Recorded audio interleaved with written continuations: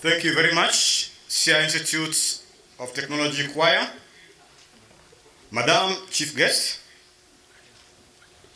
allow me please to invite our Senior Principal, Mr. Daniel Otieno Randa, to formally constitute the convocation. Mr. Principal, sir.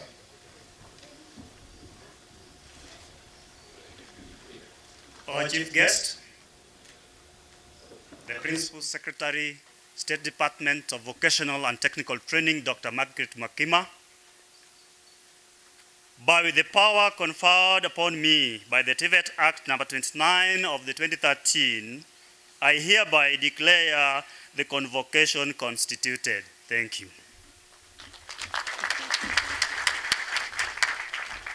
Thank you so much, Mr. Principal, sir. Madam Chief Guest, we are getting to the part of the program where we shall have our speeches. At Siaya Institute of Technology, we have a robust student council that helps in the day-to-day management of the institution alongside the teaching staff. They have their representative, who is the elected president of the student council. May I take this opportunity to invite the Student Council President, Mr. Ainea, to give his speech. Mr. President, sir.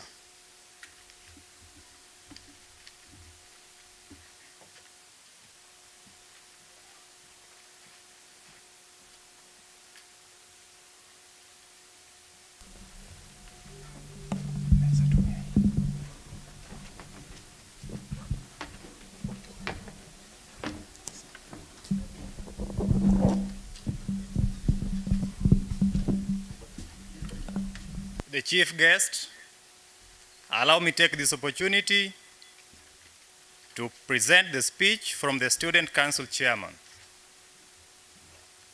The chief guest, Principal Secretary, Department of Technical Vocational Education and Training, TVET, Dr. Margaret Mwakima, the County Commissioner, Siaya County, the Director, TVET, Chairman Board of Governors, Principal, Siaya Institute of Technology, management staff, trainers, and technical staff of Siaya Institute of Technology, parents, guardians, graduates, ladies and gentlemen, good morning.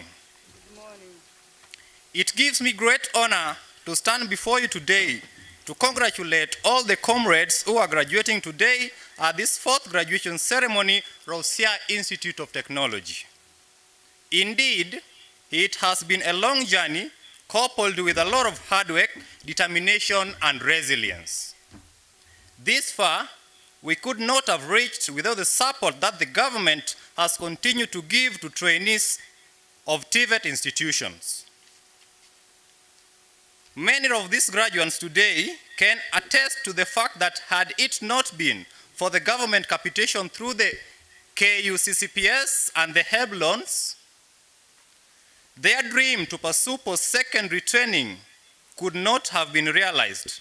However, with the ever-increasing cost of living, I would request that the government considers adjusting upwards the amount set aside as capitation so that part of the fund may go into accommodation, as many trainees can hardly afford near decent accommodation facilities. Recently, the President ascended to the new Employment Amendment Act, which would allow job seekers, who are mainly the youth, to apply for the jobs before they are cleared for the compliance with the Chapter 6 of the Constitution. Great accolades to the government on that bill, as it is an indicator that it is concerned about the economic development of the youth. In the same breath, I believe the government could do well if it could simplify the bureaucracy involved in starting new businesses. TVET graduates could benefit more from this, since from their training, they should be job creators and not job seekers.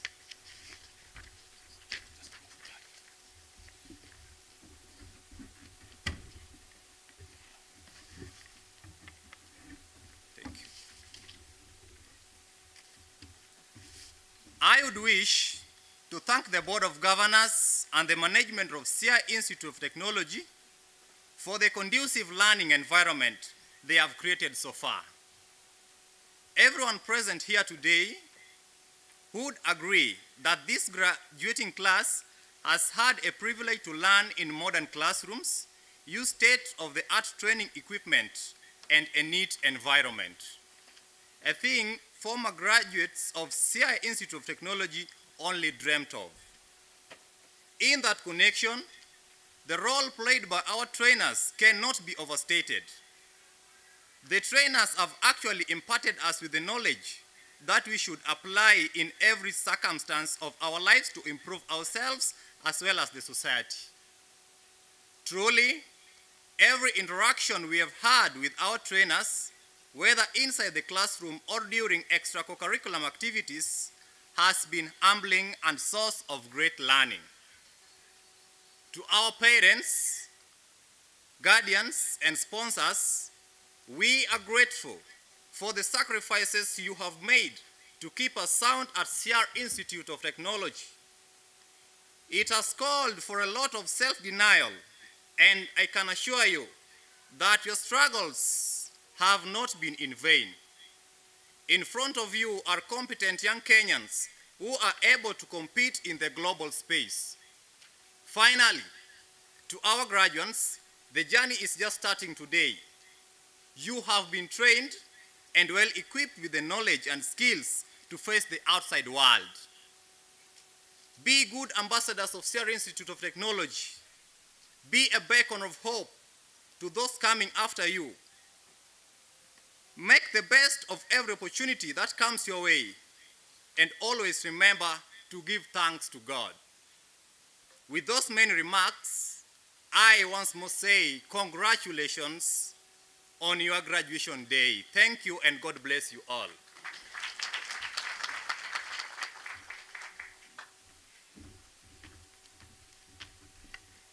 Thank you so much, the President of the Students' Council. Madam Chief Guest, at this juncture, allow me to invite our dear and senior principal, Mr. Daniel Randa, to give his speech, and thereafter carry on with the rest of the program. Mr. Principal, sir.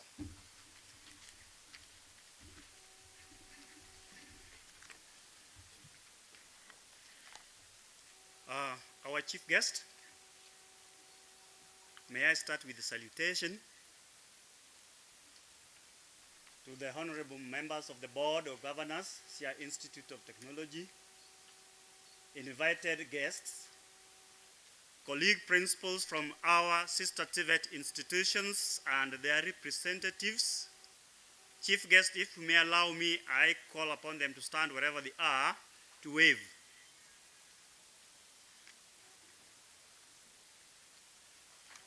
Feel most welcome.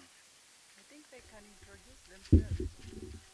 As it has been requested, it is my pleasure to also request you to introduce yourself and the institution you are representing, starting from Madam Muka. There is a mobile microphone.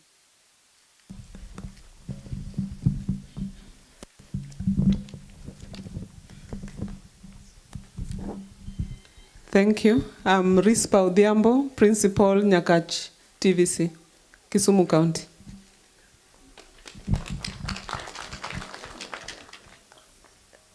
Good morning once again.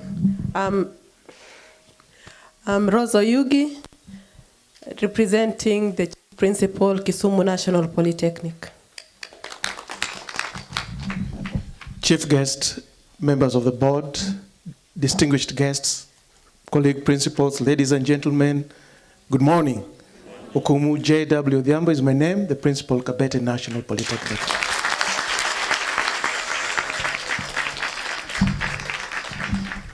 Chief guest, ladies and gentlemen, my name is Ezra Urina. I'm representing Judith Akaranga, Principal, Shamberere Technical.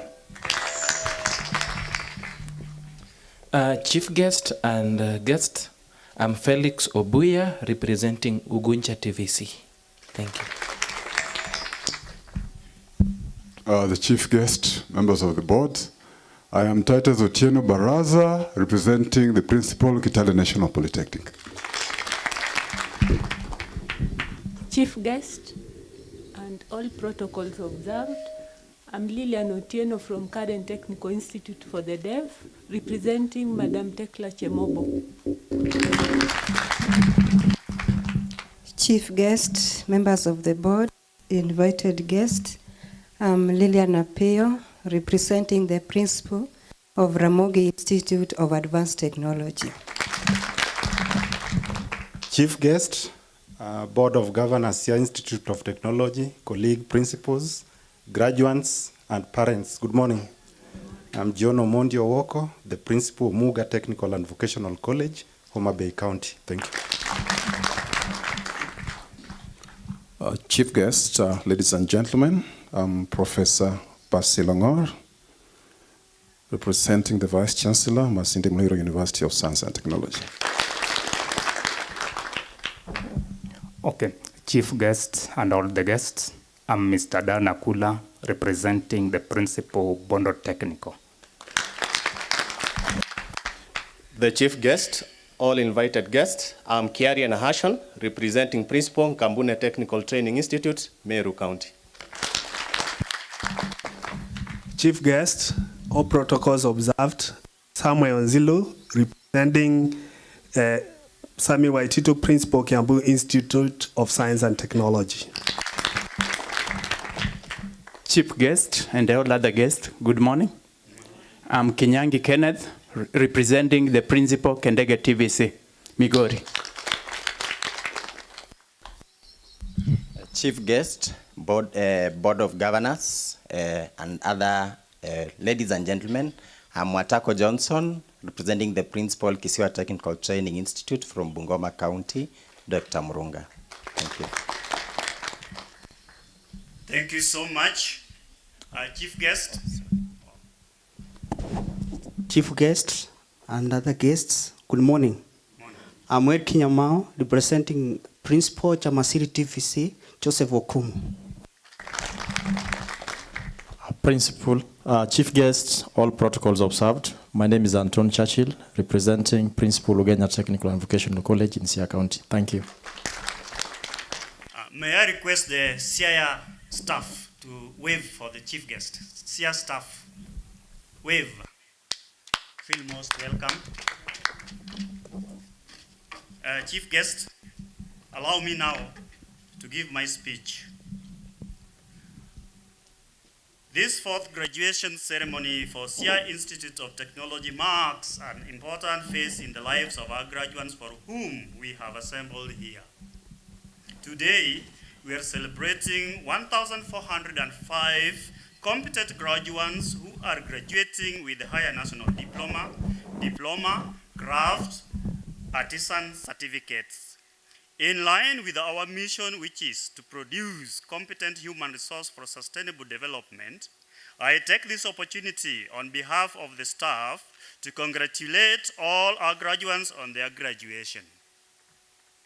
However, the event comes at a time when we are just getting out of the vulgarities of the COVID-19 pandemic, and therefore it is being held virtually, with only 30 graduates attending physically. Over the years, we have improved in our student enrollment, which now stands at 3,264 compared to 1,352 in the year 2018. It is a positive deviation of 1,912. When calculated at a percentage level, it gives us 141.4% over and above 100%. That one requires a clap. Currently, 1,502 are male students and 1,762 are females. The rationale of gender equity. Rationally, and on the same note, we have an increase of graduates from 938 in the year 2018 to 1,405 today. A positive deviation of 49.79%. Chief guest, out of the current enrollment, 2,471 are pursuing sciences, technical, engineering, and mathematics, that is STEM courses, and 793 are enrolled for social sciences. As I stand here, we as the Siaya Institute of Technology fraternity, we are proud to report that many female trainees are now enrolling for science, technical, engineering, and mathematics courses, which is good for technical, vocational education and training, TVET, in bracket, development in this country. We thank the government through Kenya Universities and Colleges Central Placement Services, that's COOPS, Higher Education Loans Board HELB, the National Youth Service NYS, that have continued to financially support our students, thereby seeing them transit to next levels. I cannot fail to mention the Constituency Development Fund, that is the CDF, the GIZ, that's German-based organization, and other non-governmental organization NGOs which have sponsored several of our students. I do also appreciate the parents and guardians whose contribution has been immense. As I stand here, I pride in a well-trained training staff of 193, of which 82 are employed by the Public Service Commission under the Directorate of Technical Education, DTE, and 62 trainers by board, and 52 technical staff employed by the board to help in the day-to-day recurrent and routine management practices of the institutional management. The gender disparity is being bridged up as we have almost equal number of males and female trainers at both management and training levels. Once a while, our staff are subjected to some training in form of capacity building, and that has improved the quality of their training and technological development, hence transfer and deliver a desirable skills to our trainees. We are currently offering 70 courses, all at artisan level, craft level, diploma level, higher national diploma level, examined by the Kenya National Examination Council, NEC, and 18 other courses under the competency-based education training, that is CBET CEDAC. The TVET Curriculum Development Assessment and Certification Council have certified and given the authority for this institution to offer courses in level 3, level 4, level 5, and level 6. As well as we also have CASNEB courses, the accountancy and other related CASNEB courses. I am happy to inform this gathering that Siaya Institute of Technology is an ISO 900.215 certified.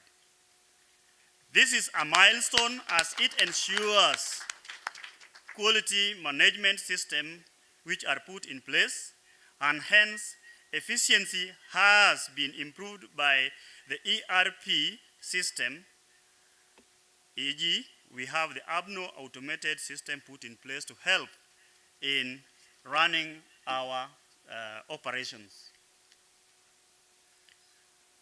The COVID-19 pandemic that ravaged the world brought a standstill on physical training.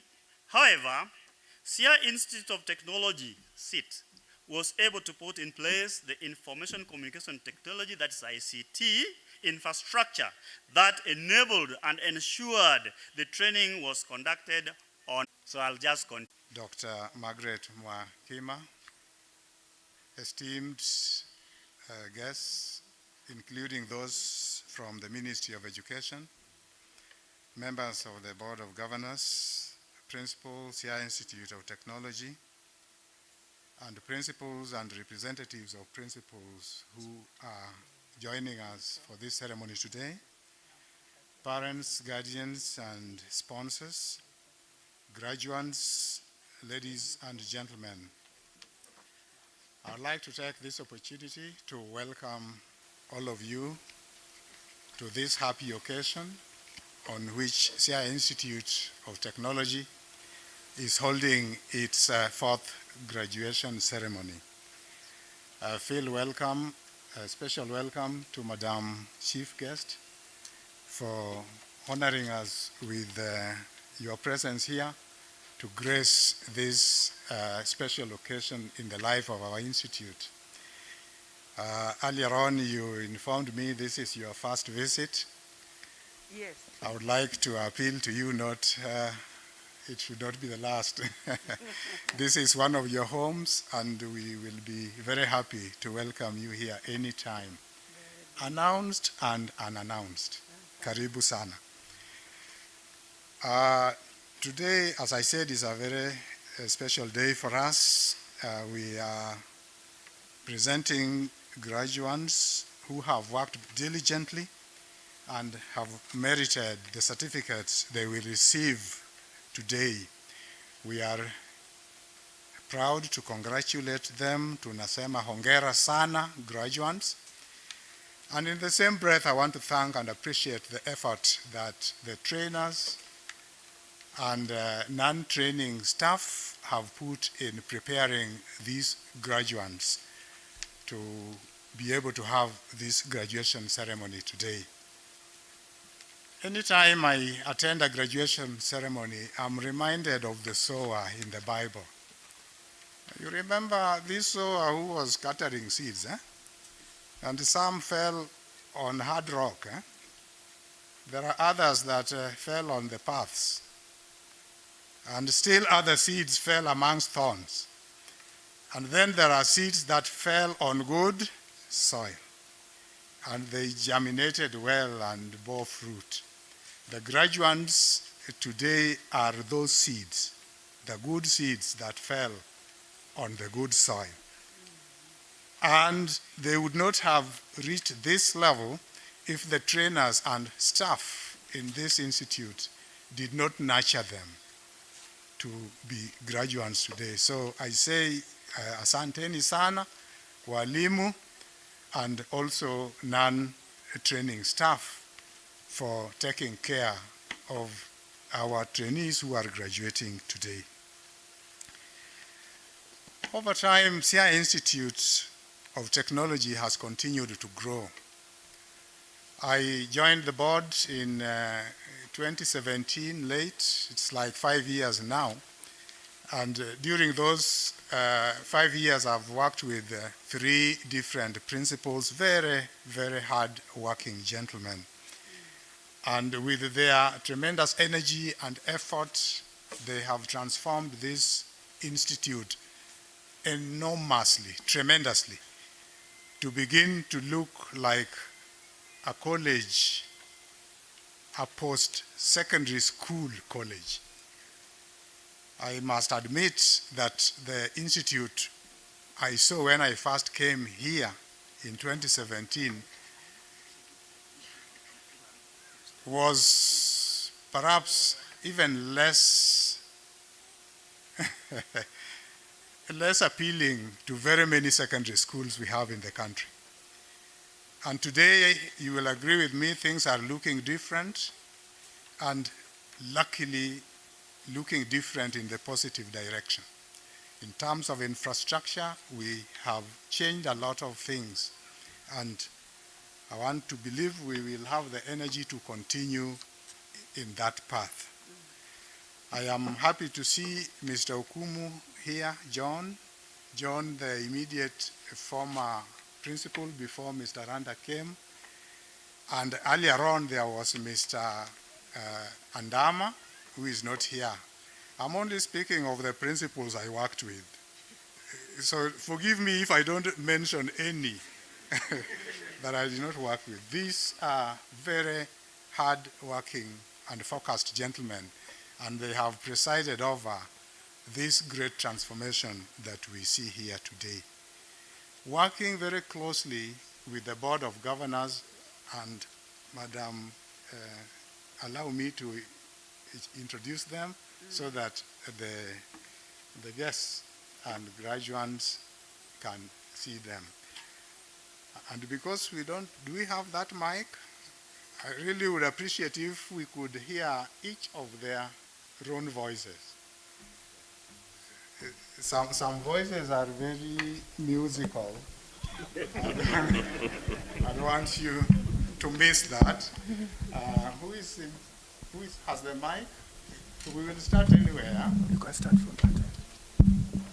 Yeah, so just tell us your name, Governor, and yes. Chief guests and all protocols observed.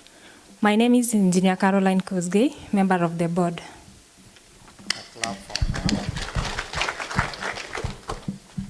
Madam Chief Guest, my name is Susan Kilonzo. I work at Maseno University. I am a member of the board. I am in charge of education, research, and training. Thank you. Madam PS, my name is James Onduru, Deputy Director in the Ministry of Education, State Department of Vocational and Technical Training. I represent the PS in the board, Siaya Institute of Technology. Thank you.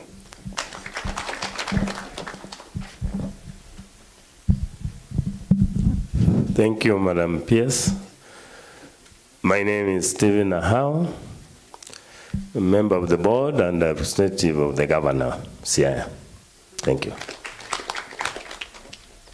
Thank you very much, members of the board. Oh, yes, Wakili. Good morning, everyone. All protocols observed. My name is Joanne Neto. I'm an advocate and a member of the board. Good morning, everybody. All protocols observed. I'm CPA Shibu. I work with Kibabi University as an auditor, and I'm happy to serve on Siaya Institute board as the chair AFI committee. Thank you.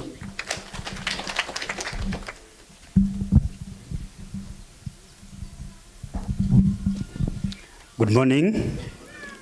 My name is Daniel Randa, Senior Principal, Siaya Institute of Technology. I'm a member of the board as the secretary to the board. Yes, thank you very much. Those are, you can see there are different backgrounds. There is a lawyer. If there are legal issues disturbing us in the board, somebody will be there to help us. There is an accountant, CPA, Judy is there.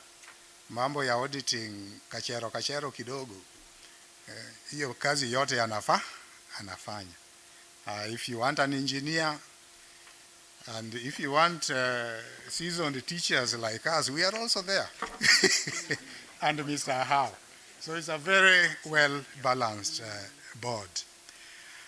I have mentioned infrastructure because that is generally very obvious. I could say obvious even to the naked eye. But there is also this most important aspect of this institute, the training, quality training. That too has improved a lot, as can be discerned from our examination results, which have been improving over the years. The board remains focused and would like to continue working very closely with the management to continue to improve this institute and take it to higher and higher levels of development. On infrastructure, I would like to mention that this morning we just commissioned the new gate. It was opened, the gate that we call Gate A. And over the years and recent years, we have built classrooms, 4 in number. We have improved the kitchen. I remember when our cabinet secretary came here 2 years ago, and the kitchen he saw, he said he cannot eat anything that comes from that kitchen. And he was right, because it didn't look very impressive. And we took that challenge, and we have now improved and built a more modern kitchen.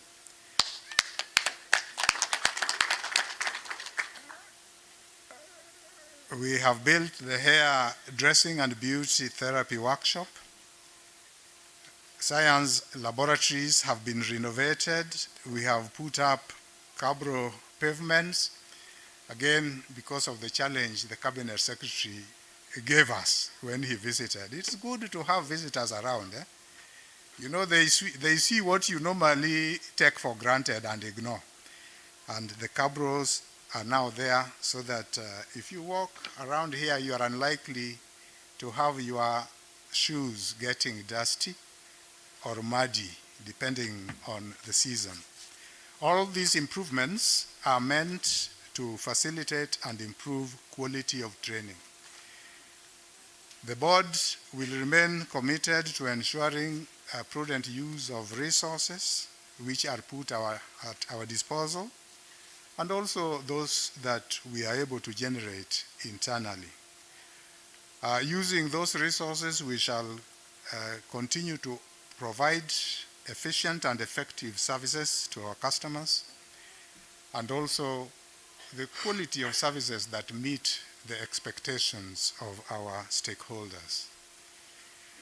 In line with this, I'm happy to report that during the performance contract evaluation of the 2019-2020 financial year, the Institute was ranked the best, position 1 amongst TVET institutions.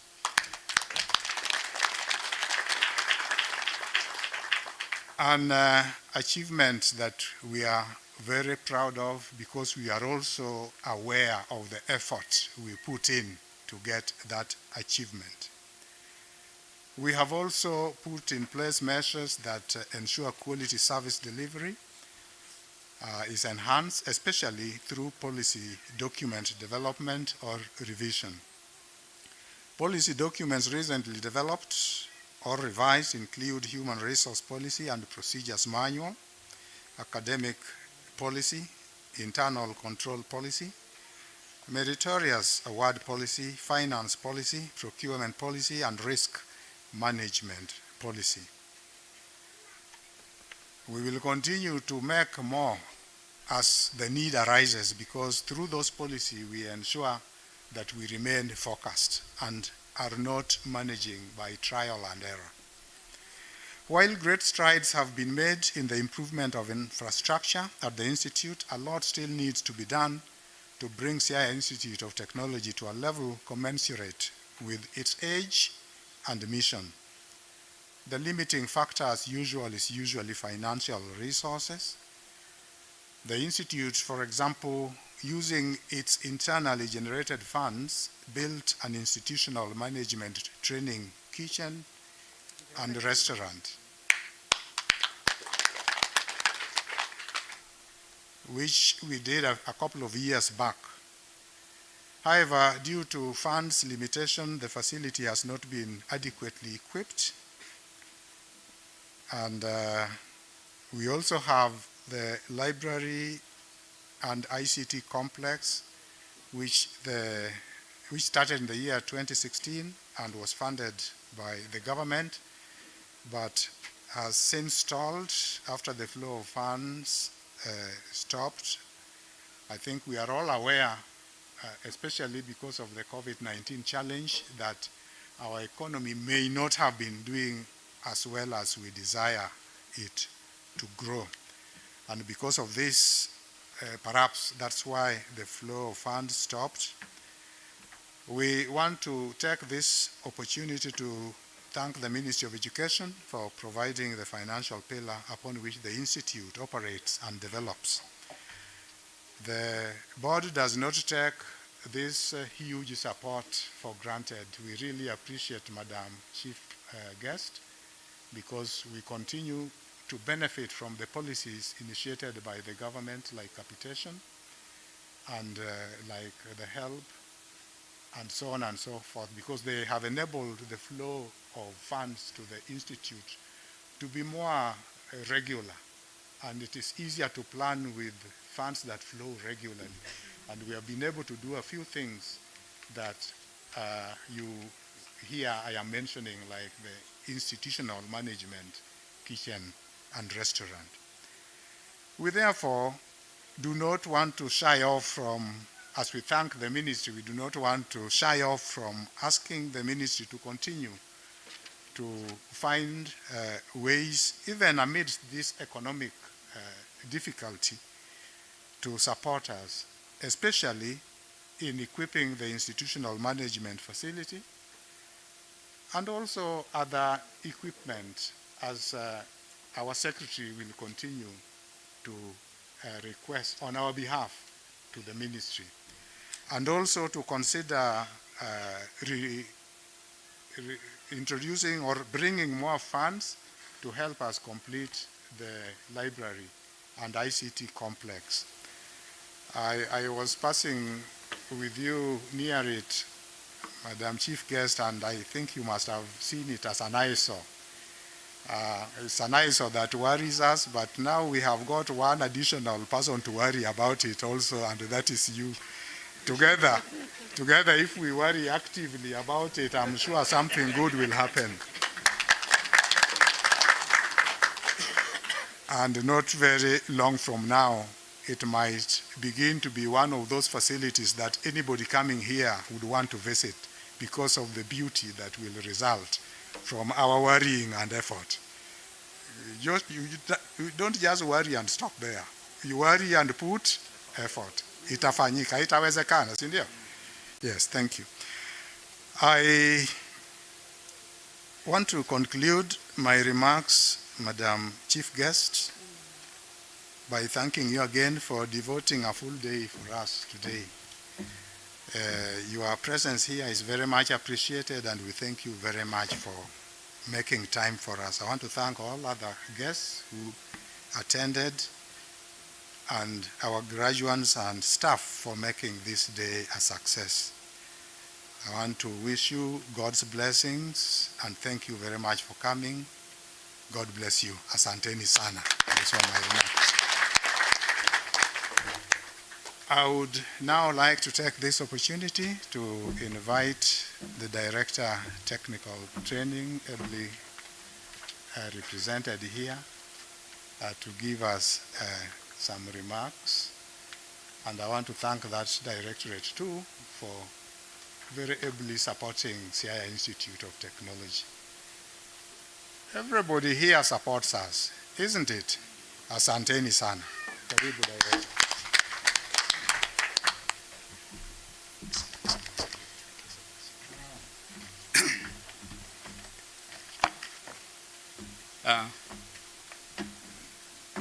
The chief guest, Dr. Principal Secretary Margaret Mokima, the Senior Principal, Siaya Institute of Science and Technology, my friend Daniel, and other principals present, the Chair of the Board of Governors, Bonakawa, and your members present, my colleagues present, the trainers, graduates, parents, ladies and gentlemen, good morning. My name is Frank Mukuna. I'm Deputy Director at the Directorate of Technical Education, here within representing the Director Technical Education, Mr. Tom Mulati, who is held up elsewhere and would have wished to be with us here today and grace this occasion. Before I read his speech, allow me to bring in for about 2 or 3 minutes the County Director of Technical Education, Bwana Sunguti, to address you. Karibu, Sunguti.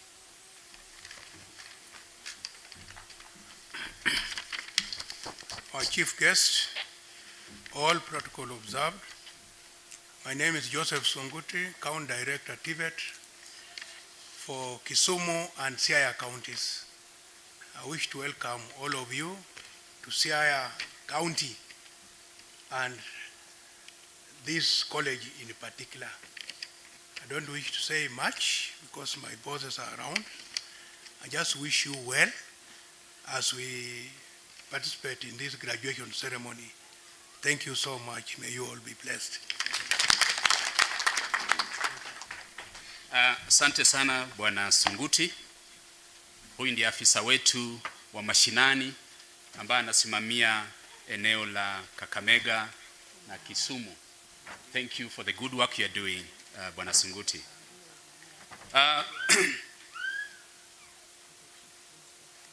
Chief guest, Dr. P.S., allow me to read the speech of the Director, Technical Education, Bwana Tom Mulati, which you can be able to see in your programs on page 7, Roman 7.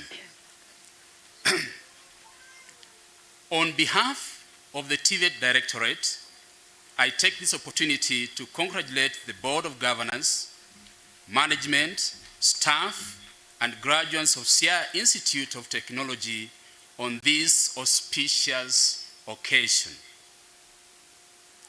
I recognize the remarkable progress that Siaya Institute has played in engaging its trainers in research and innovation, thereby making its graduates meet the ever-emerging industry demands. In TVET, our goal is to produce manpower who can support the country in achievement of the Vision 2030 and the Big Four agenda.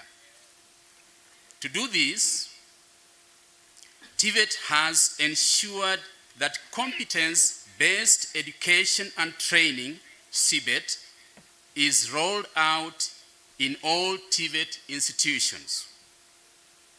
This is a new curriculum that emphasizes hands-on as opposed to the accumulation of theory or relying on theory.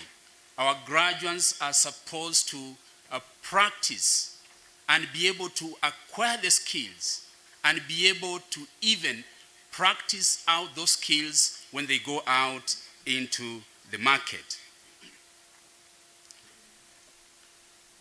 This training has been tailored to enable trainees apply the skills acquired to create jobs, very important, and to provide technological solutions to societal problems. The TVET Directorate has developed occupational standards and curriculum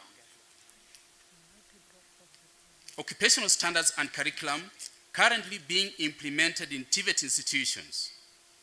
In addition to the curriculum implementation, TVET is overseeing curriculum evaluation through the TVET Curriculum Development Assessment and Certification Council, that is TVET CDAC. Most of our trainees, our trainers here, have subscribed to this council and are involved in assessment of trainees in the whole country. More often than not, we encourage our trainers to continually improve themselves through the pursuit of short courses that would make them more relevant to the ever-changing training needs in the TVET institutions. To the graduating students, as the TVET Directorate, we expect you to channel the high skills that you have acquired towards transforming this country to a high level of economic prosperity. Focus on being job creators, not job seekers. Stay steadfast to the societal challenges and use them to improve your lives. Once more, I say congratulations and wish you God's blessings as you start a new phase in your lives. Thank you. That's the word of the Director Technical. As I conclude, ladies and gentlemen, just one word from me. You are in the right place. There are three things that matter in life. One and foremost is God. Two is TVET. Three is history. You want to succeed in anything you do, put God first. And you'll go and you'll succeed and your plans will run on smoothly. TVET, everything you see here is TVET made. Anything you can see is TVET made. Then lastly, take care of your posterity. Take care of your history. Take care of your today so that tomorrow may be better. With those very many remarks, my boss is here. It is the day of my boss, our beloved mother, Dr. Margaret Mwakima, the permanent secretary, the principal secretary, State Department for Vocational and Technical Training. It is my humble opportunity to welcome her give a speech. And let us welcome her in the Kanu style. Madam, allow me to do that, kindly. The Kanu style. Let's stand. Haya, twende. Moja, pili, tatu, funga, fungua. Karibu, Dr. Fies. Asante sana.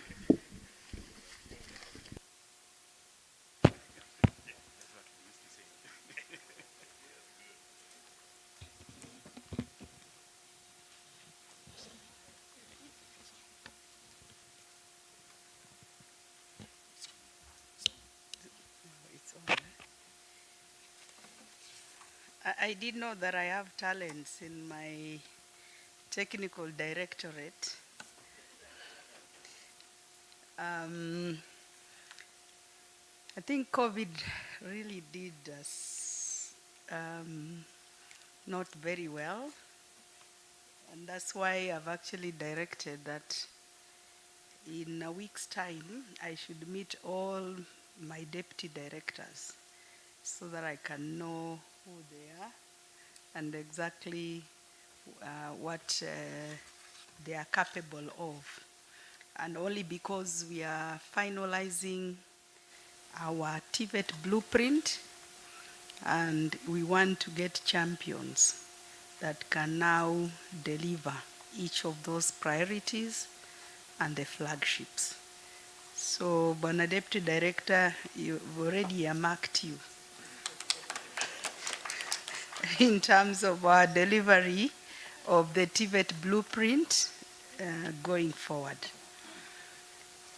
So the representative of our Director TVET, Mr. Frank Mukuna, the Chairman, Board of Governors, Mr. Moses Kawa Otieno, the board members present, the principal, Mr. Daniel Aranda, the CATI principals present, and at this juncture, I would request the Chief Principal, Kabete Technical Training, the Chief Principal, Kabete National Polytechnic, Mr. Odhiambo Okumu, who was also a former principal in this institution, to come and give a message of congratulations and goodwill on behalf of the CATI principals and also on behalf of the other principals that are here today. Karibu, Bwana Okumu.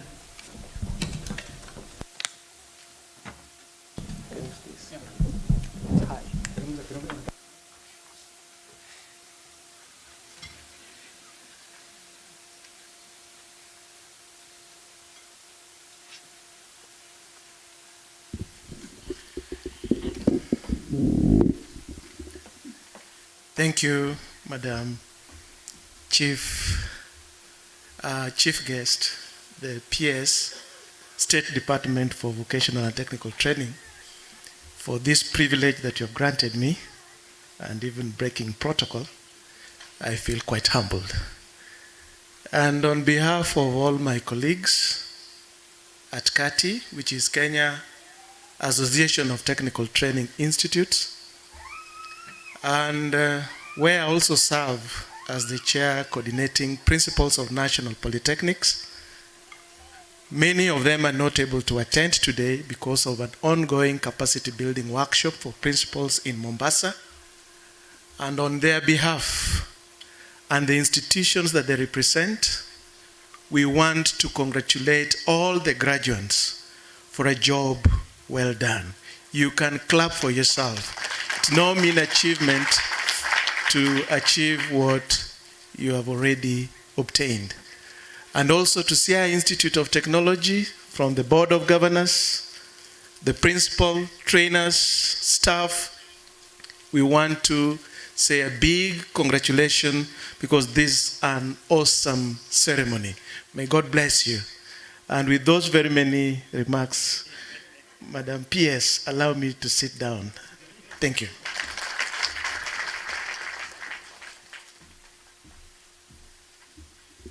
you very much, Bwana Chief Principal. Distinguished guests, parents and guardians, graduates, good morning. Before I begin my speech, I want to bring a message of congratulations as well as goodwill from our Cabinet Secretary, Honorable Professor George Magoha, who comes from this county and who has shown a lot of interest as far as Siaya Institute of Technology is concerned.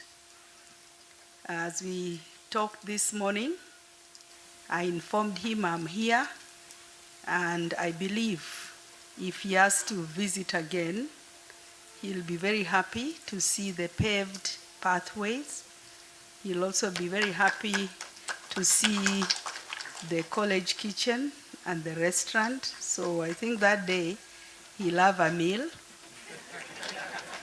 But he'll also be happy to see the branding that is going on and the beautification, but also a beautiful gate that we commissioned this morning. So congratulations, our board, together with your chairman and the principal, for a job well done. I feel very proud when I come and I find an institution like this, looking so beautiful. I know soon those mini shacks that you're seeing on the other end will also be a thing of the past, because I've seen an abolition block.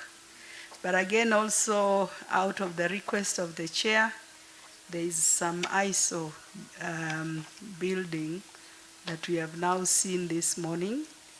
There has been a request for funding towards the same, but what we probably may wish to do is just to finish it the way it is so that it can be utilized. And then when we get funds going forward, we can now finalize as it was envisioned since the beginning.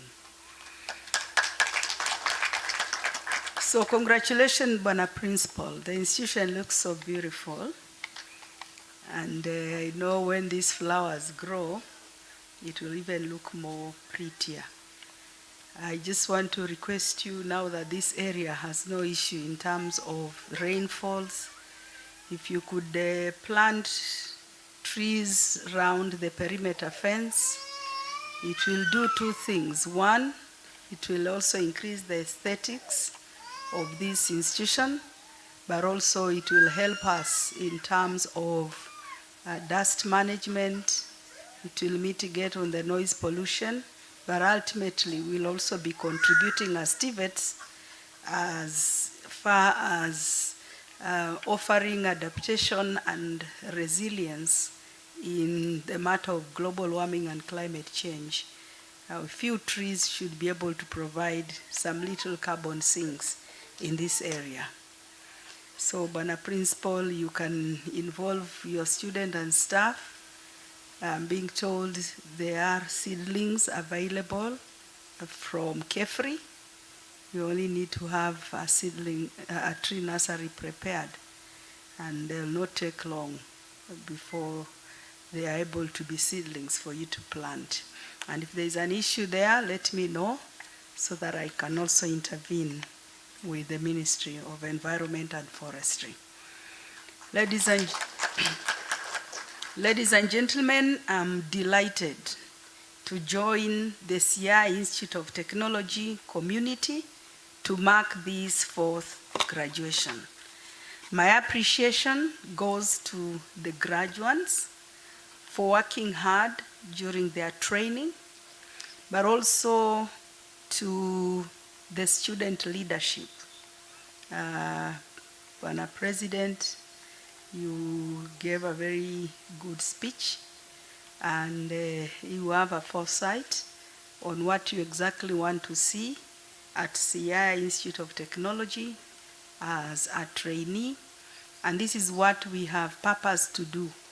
In all our TVET institutions, we shall start developing our young ones to get into leadership through various elective process, but also in the process then they are able to appreciate what it means to be part of governance, and also to make it inclusive in terms of what exactly they would like to see in their institutions. So, Bwana President, I didn't see your team this morning. I don't know where they are. Are they here today? Oh, next time you bring them, I would like to see them so that at least we can be able to appreciate them together. But send a message of appreciation to them. They are part of the developments and the success that we are experiencing here at this institute today. So thank you very much, and you can have a seat. So the graduates today, thank you for working very hard. The skill sets that you have acquired are actually the fruit of your labor. We in the State Department and in the Education Ministry do acknowledge with appreciation the role of parents, guardians, and sponsors in supporting the graduates during their training period. The best reward you graduates can give them is to offer exemplary service to the industry and society. I acknowledge with appreciation the commitments of the Board of Governors in terms of their infrastructure development, the beautification process, and all the way they have used the resources prudently, and therefore we are seeing what we are seeing here today. Indeed, Siaya Institute of Technology has now become very attractive, and I wish to request or even to require that all the TVET institutions in the entire country should now begin, for those who haven't, the beautification process, the pavement, rather the cabroing of their pavements and pathways, and to make our institutions more attractive. Because it doesn't make sense when we get our trainees from secondary schools and some of them from primary schools that are more beautiful, more attractive, more well-kept than ours.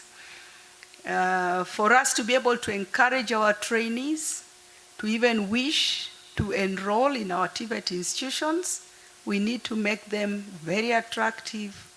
We need to make them state-of-the-art in terms of the beautification, in terms of the abolition blocks, as well as their classrooms, but again also their workshops.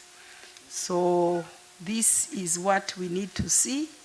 And Bwana Okumu, as you go back to meet the CATI principals, pass that message.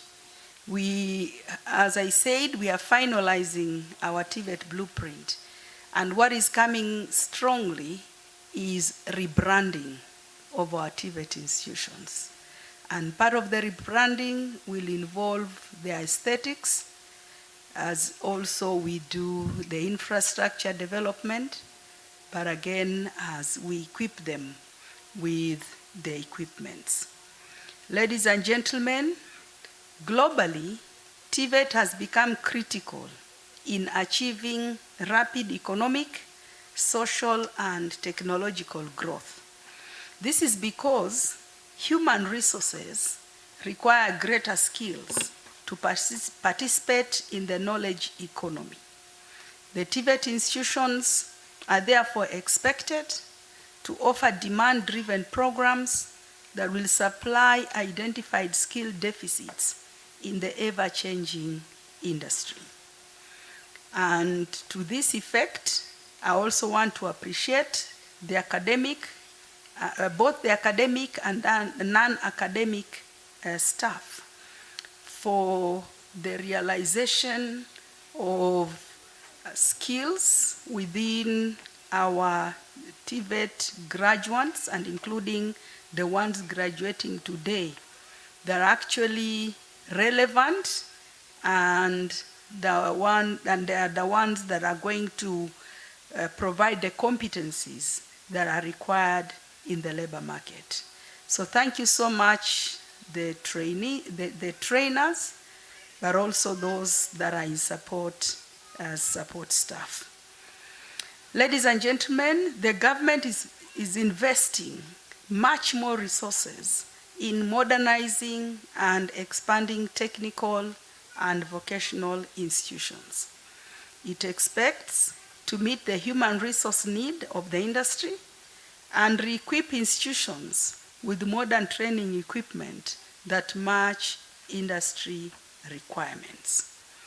Therefore, the government would like to see all TVET institutions churning out the much needed skilled human labor that will meet industry requirements and also ascribe to international recognitions. And in ensuring that our TVET institutions are globally competitive, we are working with our development partners and matching them with institutions abroad through various collaborative networks, including that of the Canadian government. There are a number of institutions now that are having exchange programs, but also collaborations as well as partnerships with various TVET institutions in Canada. We also have linked them with institutions in Germany, as well as some in the EU. Others that are coming out strongly is the government of India. We also have the Netherlands government. But in addition, as it relates to our special needs TVETs, for them also to get into the international and globally competitive training for our special needs trainees. We are also, in the next 2 weeks or slightly more, we'll be taking them to Canada and a few countries in Europe so that they can benchmark with possibility of collaborative relationship with those institutions, so that we can also increase our capacity as far as the special needs TVETs are concerned. Ladies and gentlemen, the government has invested in infrastructure development as well as equipping 192 out of the 238 institutions that we have, and the other 46 are ongoing, such that as the government was coming on board in 2013, these TVET institutions were 55, but we are currently at 238 now. 192 of these are fully equipped with the state-of-the-art equipment, and the other 56 is ongoing. I'm also happy to inform that for us to be able to match this growth, we have engaged the Public Service Commission, and we are now being given an approval to recruit 3,000 trainers to be able to address the current shortages in TVET institutions. Out of these 3,000, we initially had been given an approval for 1,000 to be diploma holders and 2,000 to be degree and higher national diploma holders. But again, we want to engage the Public Service Commission further so that we see the possibility of this being turned around, so that 2,000 will be our diploma holders and 1,000 to be graduates. And basically, because TVET is highly practical and heavily skill-based, and much has been invested in our diploma holders to be able to operate these machines in the various workshops and use them for training. The reason, therefore, that we should have our diploma holders who now can offer the practicals that we require, but in addition, then we can develop them, because now another reform that we have in government is to make TVET a pathway for education. So we can now also develop them to degree holders, but in the process, then we can be able to get our trainees given the skills that they require. In addition, working with the Kenya Technical Trainers College, we are also offering scholarships to the best students in every graduating congregation. So if you have been identified today as the best student in this graduating class today, you will be qualified to a scholarship at Kenya Technical Trainers College. Again, depending on your need. But again, we also, depending on your need, you know, there are those also who want to progress to degrees. There are those who want to become technical trainers. But that is the offer that we are providing for you. Again, for those graduating today, we also want to inform you that our technical universities are also ready for you to be able to develop yourselves and get to be graduates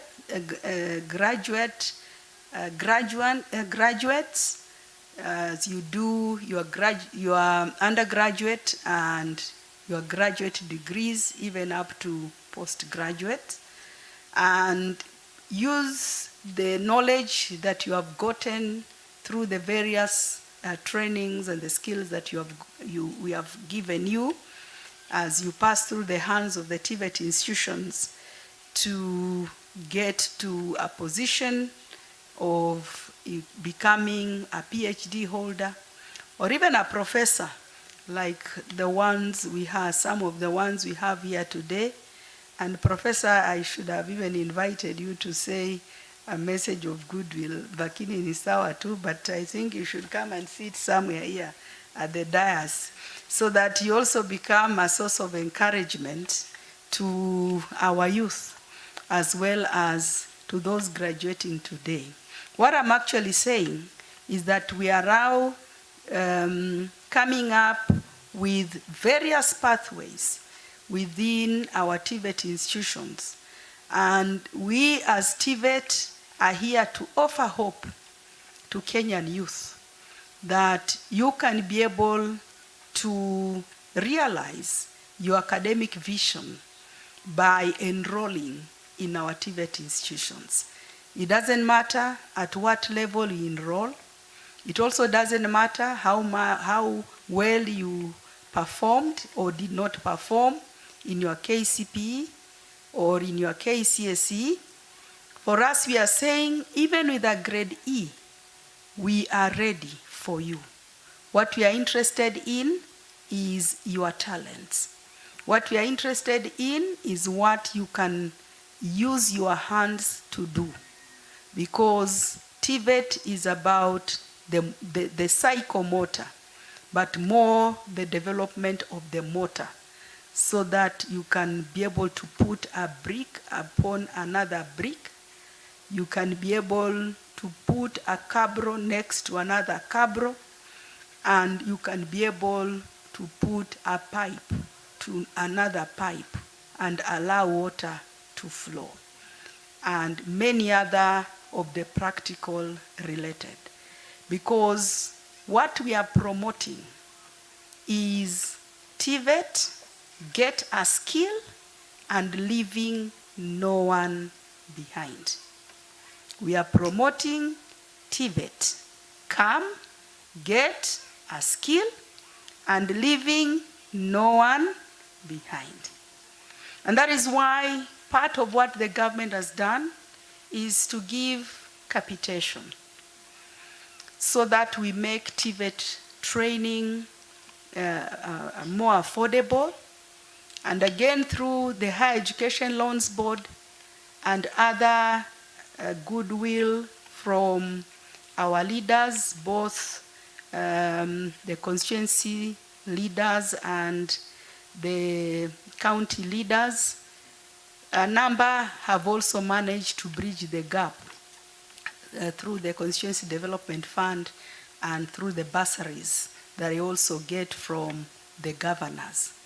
But even as we are moving towards finalizing our TVET financing policy, I believe we'll also end up even making it even cheaper, because we are also looking at short courses that will be able to give the skills that are required by the industry, but we also give long courses that will also lead you to certificates and diplomas, and ultimately now able to easily know exactly how much does it cost for us to be able to offer this course for 3 months, for example, another for a month, others for 6 months, others for 1 month, rather 1 year, and so forth. And in the process then, you can come, train yourself, because I don't believe, and probably that is true, that some of these courses that we are doing should take that long. It is becoming burdensome for our parents and our guardians, and it's also becoming very expensive. And yet, for us in TVET, we are also promoting access. The more youth we train, the more they get to the labor market, the more they employ themselves and employ others, and we are able to bridge the gap of unemployment in this country. So there is no point of these courses taking so long in TVET institution.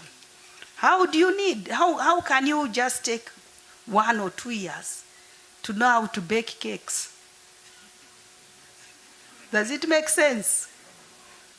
I believe, because I'm from the hospitality industry, I believe even 3 months are enough for you to know how to bake a cake and to be able to present it to those that are required, whether it is a wedding, a birthday, or a function like this, or even sell them in the supermarkets and so forth. I also do not believe that it should also take you 1 year or 2 years for you to know how to make hair, and how to make face, and how to make nails, pedicure and manicure. Does it have to take that long? Or even how to shave our hairs.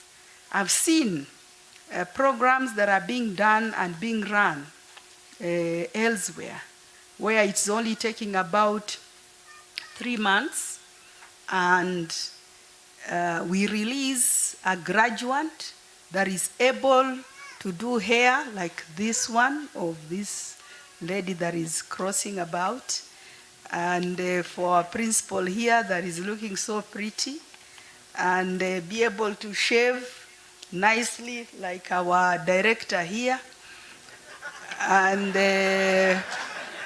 be able to do lips, you understand? the whatever, the eyebrows and the pedicures and the manicures, and 3 months. And I asked, because I was there when they were graduating, that is a few months ago, I asked them, I actually asked the one who was doing barber, you know, the shaving of the hair, how long it took him to learn. And he told me it took him a month. Then I asked him, how much are you earning per day? He told me, for everyone that comes here for me to shave, they are paying 50 shillings. And in a day, I can get about 10 of them.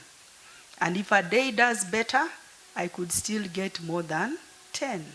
That is good money. And if he invested in more of those shaving machines, you can imagine as well how much he also can employ others, as he also trains and imparts skills.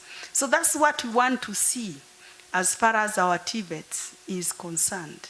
I also saw one that was trained in repairing mobile phones. And I asked her, because she was a girl, she was a lady rather, I asked her how long it took her to learn how to repair mobile phones. And she also told me it took about 2 months. And again, I inquired from her how much she gets. And you know, these days the mobile phones are very many, isn't it? And they're getting spoiled here and there. And if you could do an average, she could be getting about 1,000 a day. That's very good money, and so forth. So 2 months, 3 months, and you release them to the market. And that is what we want now to see in our TVET institution. We are trying to capture it in our TVET blueprint. Of course, we'll have discussions with TVET CDAC. We'll also have discussions with NITA, but it is high time that we as TVET reviewed our curriculum and offered short courses that can release the youth easily, in the process make it cheaper, and get them out there and be able to employ themselves. Probably what may challenge us is the startup kits, but also the finances in terms of them beginning their businesses. But I want to inform today that we are now at very advanced stages in terms of discussing with one of our development partners to see how best can we try to give startup kits to our graduates like the ones today. Because if you've done a diploma in electrical engineering, for example, or even a certificate, the way you've been trained, you only need your kit. You only need your tools, isn't it? And you'll be able to market yourself out there. And even as we now need our library complex to be fitted with electrical, plumbing, and other building works, you already have your tools. You can even come and talk to the principal and tell the principal, why can't I do it? Or as we go in our infrastructure development, we can also be inviting you to participate in our construction works. And you bid because you have your tools, and you employ yourselves and you employ others. I was very impressed recently. I went to one of TVET institutions not far from this one, and I opened a hostel block that has been named after me. not far from here. And this hostel block, the principal told me it has been constructed by one of her graduating student who did building and a course around building technology. And that is what we want to see. Why are we training in TVET institutions and we are equipping our own, and then we go getting contracts outside our own trainees? Graduands, wouldn't you like to be found to be the one that would probably have come up with a library complex like that together with your team? Because you already have your team here. There are those who can now do the masonry. There are those who can do the plumbing, isn't it? There are those who can do the electrical works. Who else? There are those who can do the carpentry as well as the roofing and so forth. So even restaurants and kitchens like the one our principal talked about, I believe our own TVET trainers and trainees can do it. Probably will be challenged by a bit of the procurement, but we can make those discussions elsewhere. But where else can you also be trained if you cannot also not participate in the construction or the infrastructure development that is going on within your institutions? We only need the trainers to team up to be able to come up with that consortium that has all the technology that is required to get a hostel facility or to get a kitchen or a restaurant like the what we have been told, or even a gate like the one that I commissioned this morning. And then you get your former graduates and some of the ones graduating today, and you bid, isn't it? And in the process, you yourselves are getting more practicals as a trainer, because again, you can identify what challenges probably are with the materials and so forth. You also will inform in terms of the materials, and you see whether you also what your training is working, or what your training is working. But also our trainees will also gain confidence that whatever they are being trained for is actually the case and it is working. So that is the direction that we'd like to go. And we have captured it very well in our TVET blueprint. And not so much working also within the infrastructure development that we are getting in our TVET institutions, but also projects.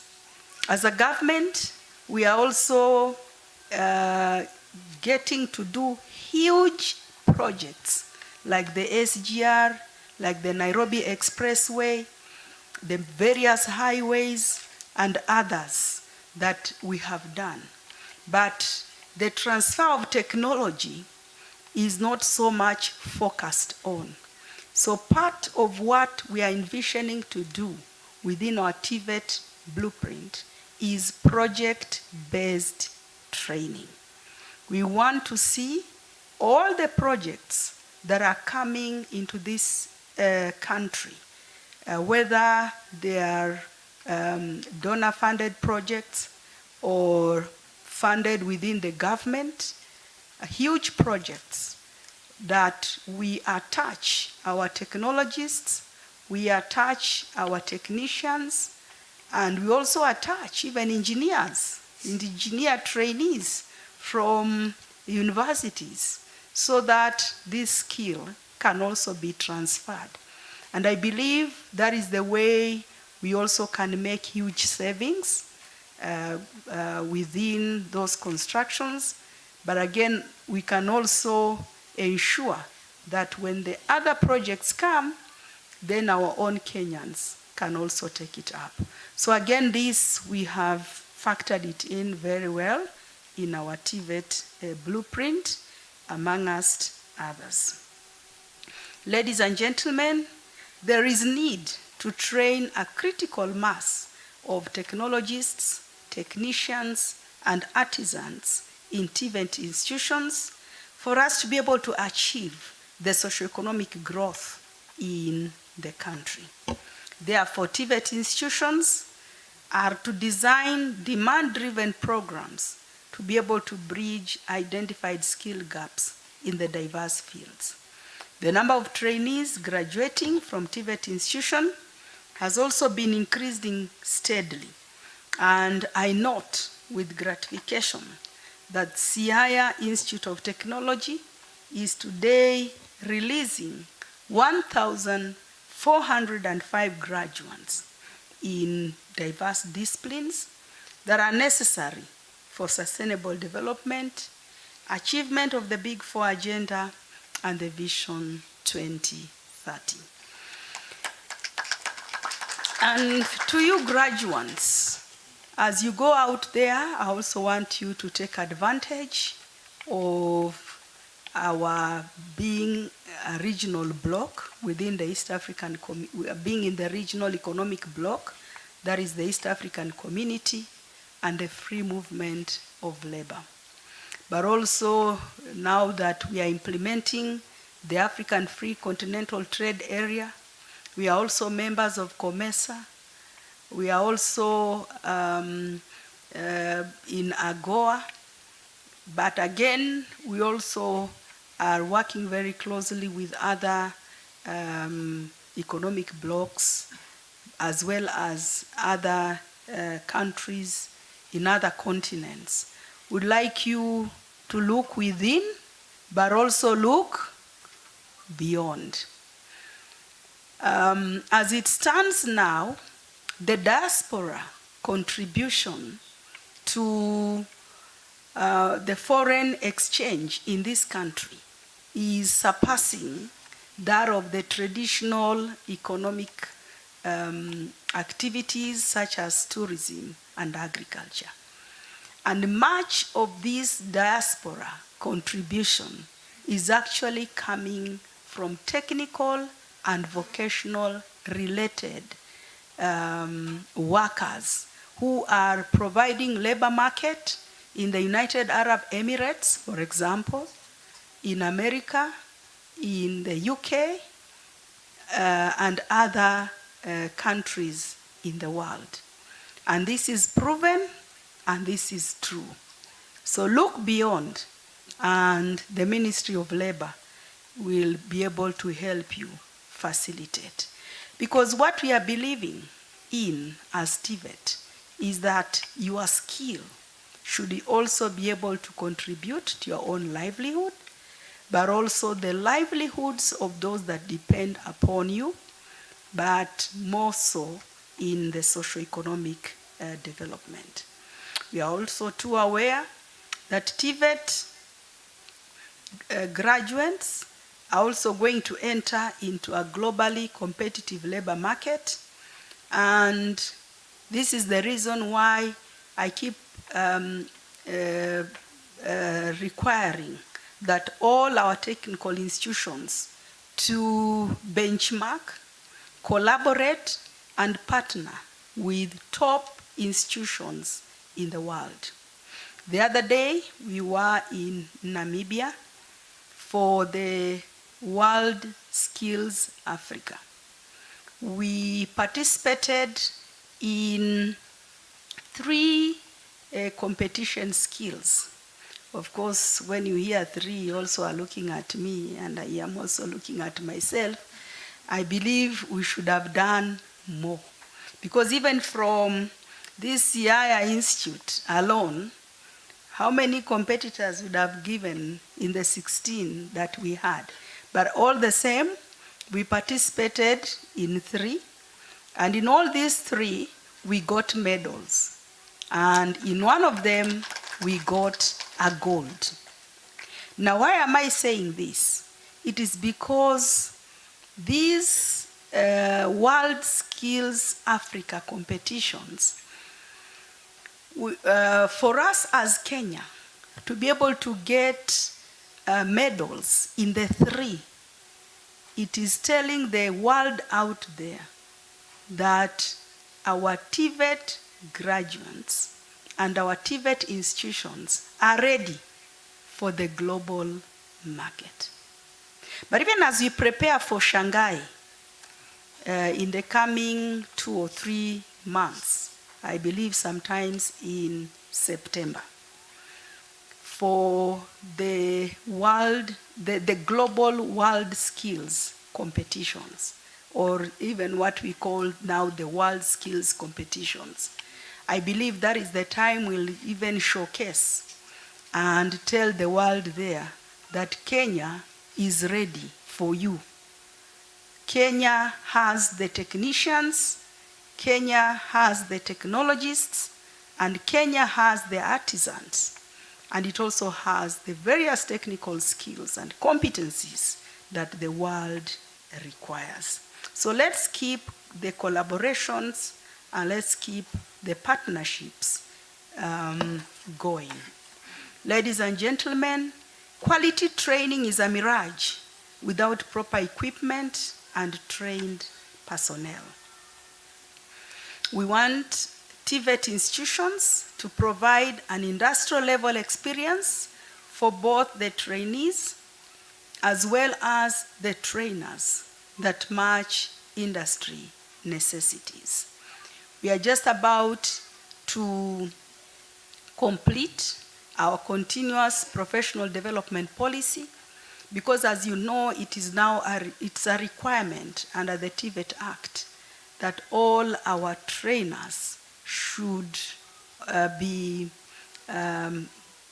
should have continuous professional development. So once we finalize the policy, then we'll now get you trainers busy in the industry, by acquiring the modern trends and the latest technologies, but also back to KTTC so that we also get to become more advanced.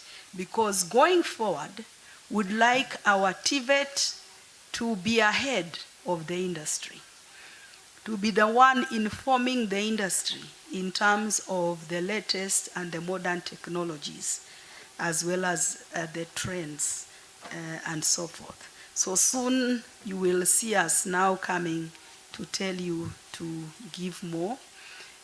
We already are about to conclude the procurement of the consultant that will help us as far as this policy is concerned.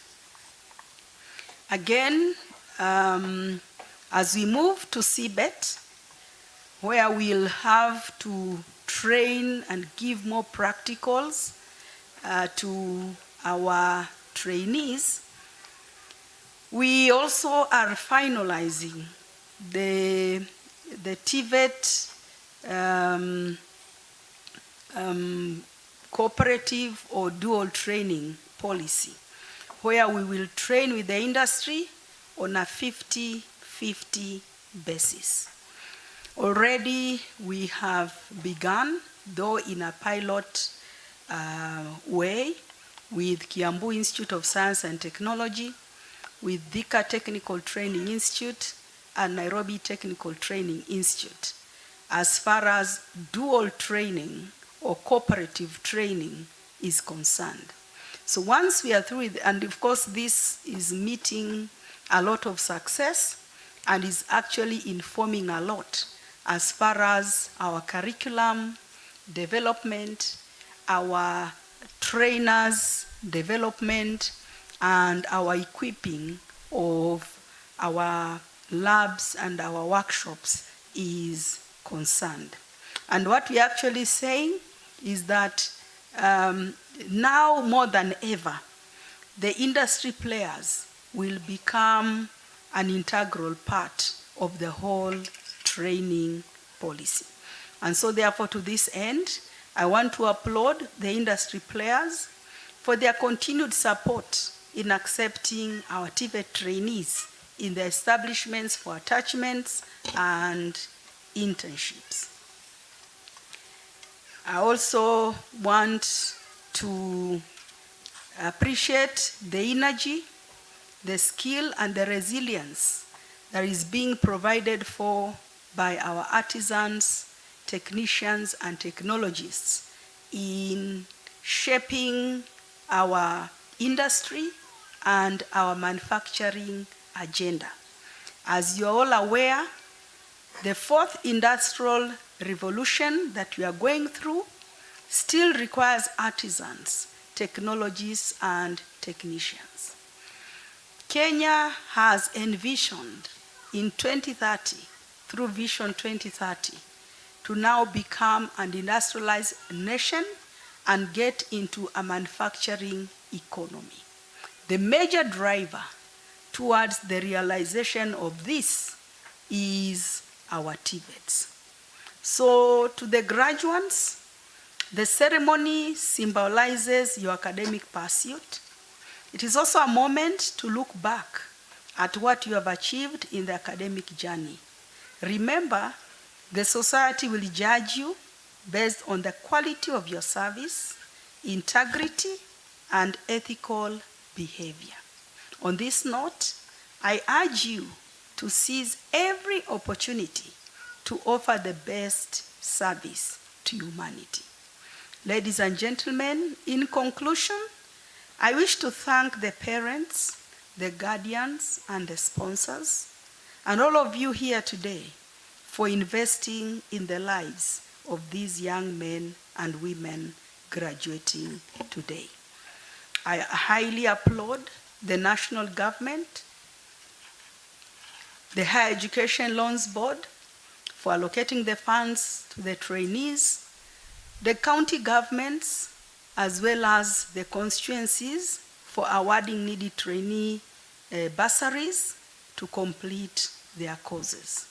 My gratitude also goes to various industry players that have allowed our trainees to practice the knowledge and the skills that have brought them to this level today.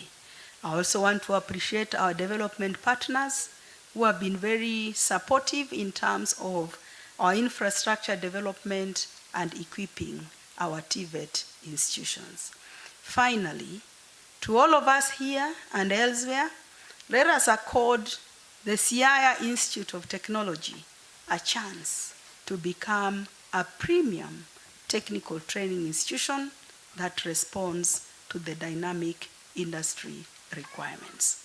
Thank you all. Thank you, Siaya Institute, and thank you to our Kenya government for the support they have given. And so therefore, may God bless Siaya Technical Institute, or Institute of Science, or rather Institute of Technology. God bless you, graduates, as you go out there in the industry. May the Lord grant you success. May the Lord grant you favor. May He establish the work of your hands and prosper you in every way. God bless you, and God bless Kenya. Thank you.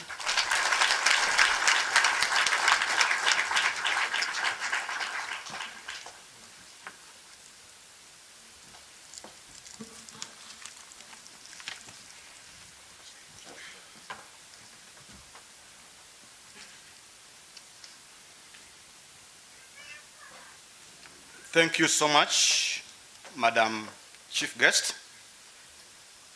May I now take this opportunity to invite the Deputy Principal in charge of academics and training affairs to invite the heads of departments to present the graduates to the Chief Guest. Madam Deputy, please.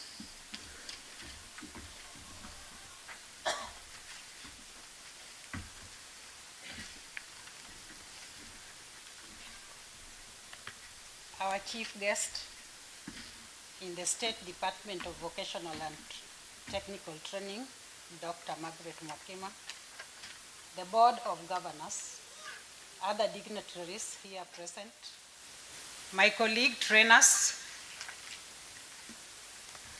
invited guests, and the graduates of Siaya Institute of Technology, good afternoon. May I take this opportunity to present the graduates for the award of various certificates and diplomas. Guest of honor, Madam,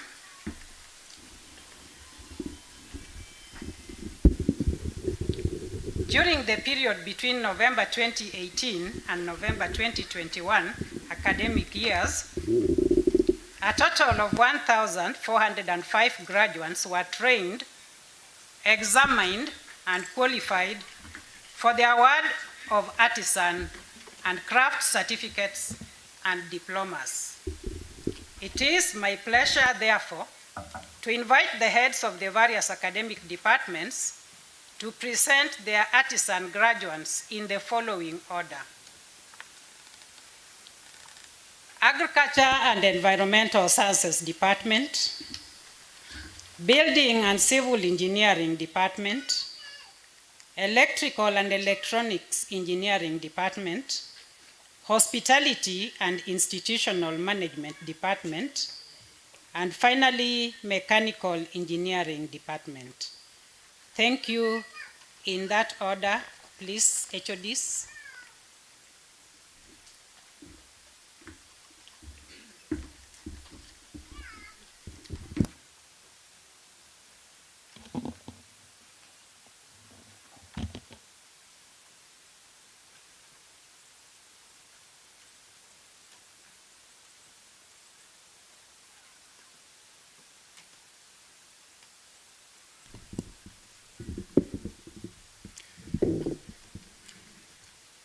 Guest of honor, Madam, during the period of November 2018 and 2021 academic years, 30 candidates satisfied the examining body for the award of Artisan Certificate in General Agriculture. Credit, serial numbers 1 to 08, pass, serial numbers 09 to 30.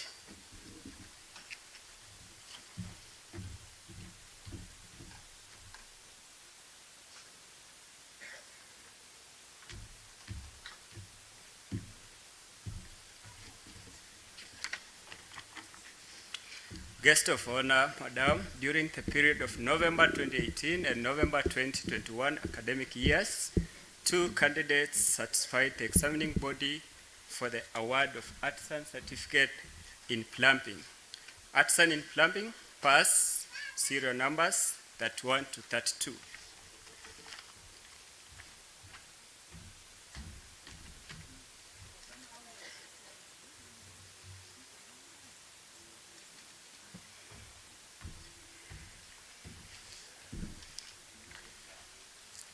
Guest of honor, Madam, during the period of November 2018 and November 2021 academic years, 8 candidates satisfied the examining body for the award of Artisan Certificate in Electrical Installation in the Department of Electrical and Electronics Engineering, pass serial numbers 33 to 40.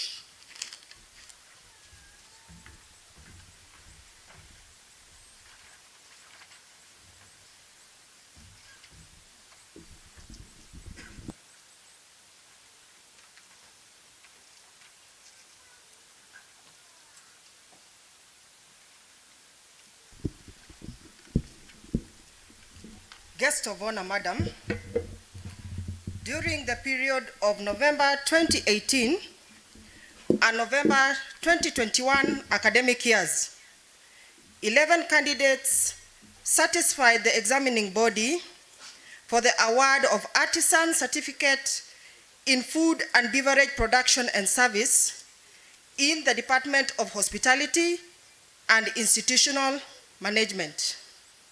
Credit, serial number 41, pass, serial numbers 42 to 51.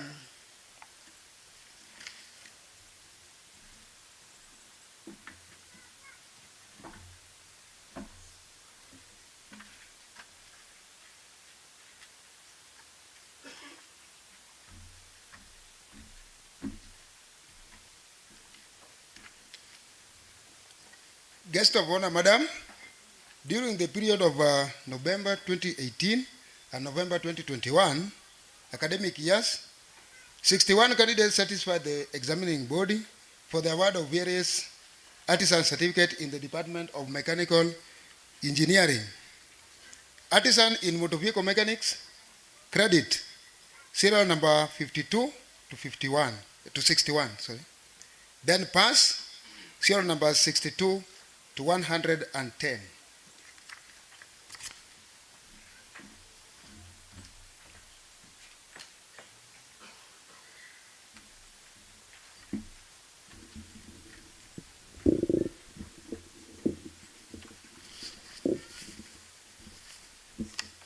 Guest of honor, Madam, I now humbly request you to award artisan certificates to the graduates.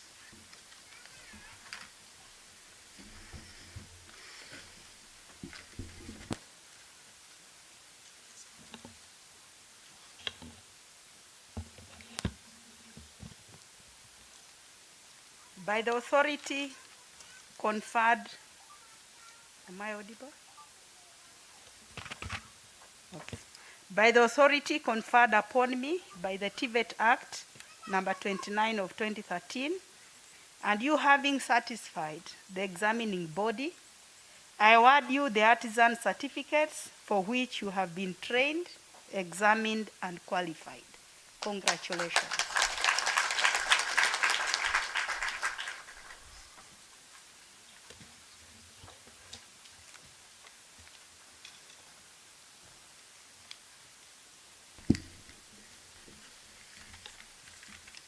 Guest of honor, Madam, allow me to invite the heads of various academic departments to present their graduates for the award of various craft certificates in the following order. Department of Agriculture and Environmental Sciences, Department of Applied Sciences, Department of Building and Civil Engineering, Department of Business Studies, Department of Electrical and Electronics Engineering, Department of Hospitality and Institutional Management, Department of Information and Communication Technology, Department of Liberal Studies, and finally, Department of Mechanical Engineering. Thank you. HODs in that order.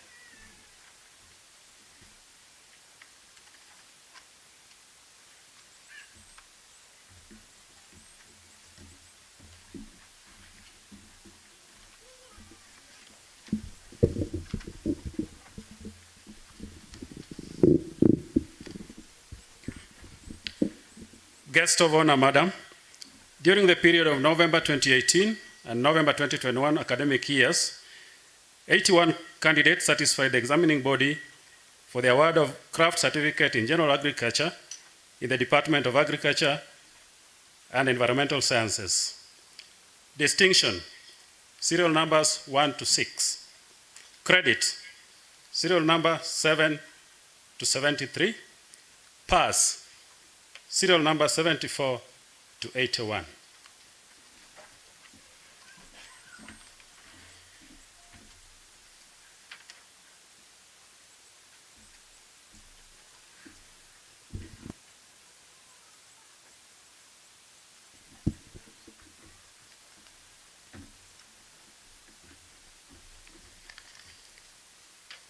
Guest of honor, Madam, during the period of November 2018 and November 2021 academic years, 91 candidates certified the examining body for the award of certificate in science laboratory technology in the Department of Applied Sciences, craft certificate in science laboratory technology, distinction, serial numbers 82 to 83, credit, serial numbers 84 to 157, pass serial numbers 158 to 172.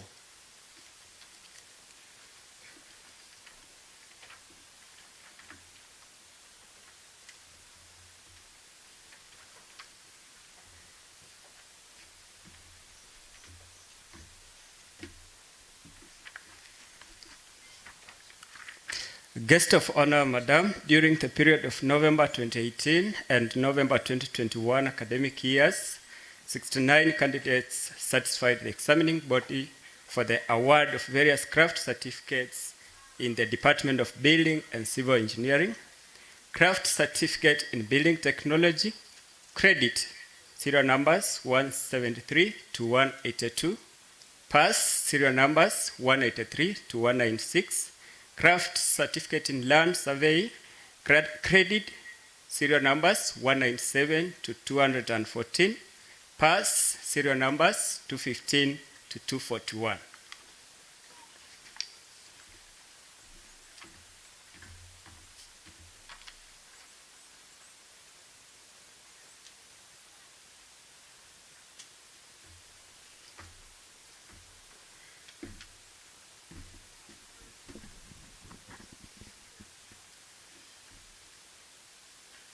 Guest of honor, Madam, during the period of November 2018 and 2021 academic years, 51 candidates satisfied the examining body for the award of various craft certificates in the Department of Business Studies. Craft certificate in accounting management skills, pass, serial numbers 242 to 243. Craft certificate in business management, credit, serial numbers 244 to 245.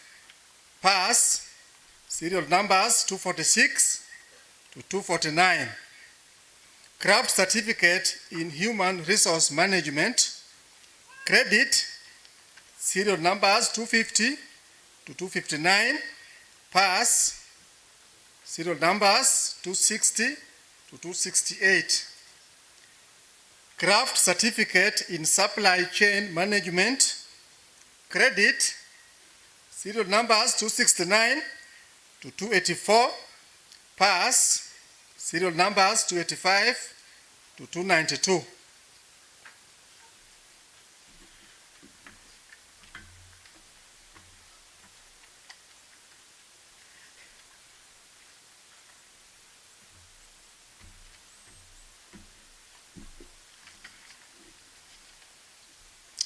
Guest of honor, Madam, during the period of November 2018 and November 2021 academic years, 25 candidates satisfied the examining body for the award of craft certificate in electrical engineering.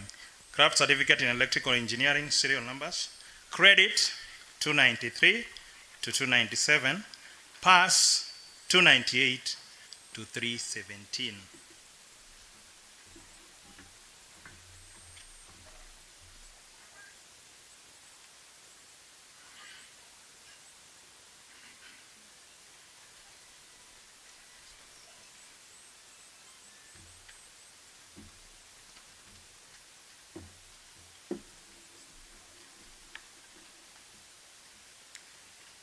Guest of honor, Madam, during the period of November 2018 and November 2021 academic years, 48 candidates satisfied the examining body for the award of various craft certificates in the Department of Hospitality and Institutional Management.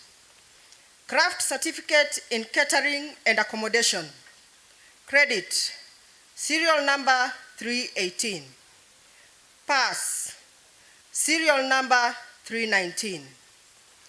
Craft certificate in food and beverage production and service, credit, serial numbers 320 to 323.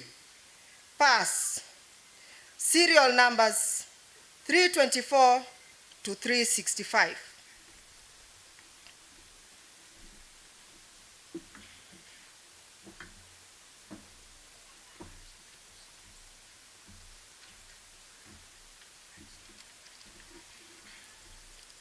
Guest of honor, Madam, during the period of November 2018 and November 2021 academic years, 38 candidates satisfied the examining body for the award of various craft certificates in the Department of Information and Communication Technology. Craft certificate in Information and Communication Technology, credit serial numbers 366 to 367. Pass serial numbers 368 to 382. Craft certificate in Library and Information Studies, credit serial numbers 383 to 395. Pass serial numbers 396 to 403.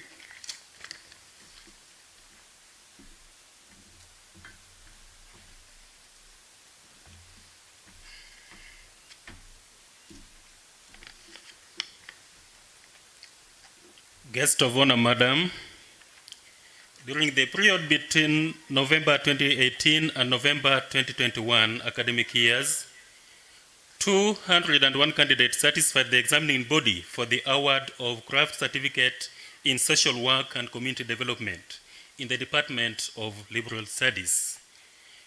Distinction, serial numbers 404 to 405. Credit, serial numbers 406 to 588. Pass, serial numbers 589 to 604.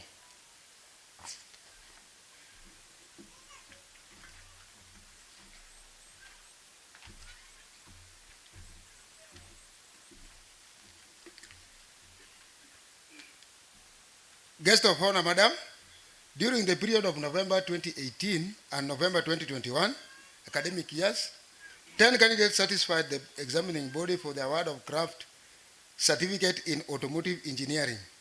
Credit, serial numbers 605 to 606.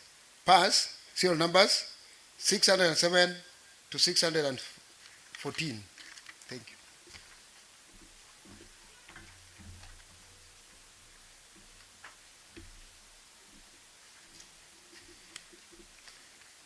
Guest of honor, Madam, I now humbly request you to award craft certificates to the graduates. When that happens, we expect the craft certificate graduates to arise.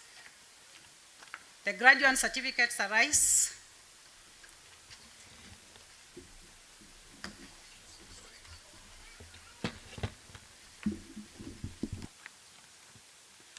By the authority conferred upon me by the TVET Act number 29 of 2013, and you having certified the examining body, I award you the artisan certificates for which you have been trained, examined, and qualified. Congratulations.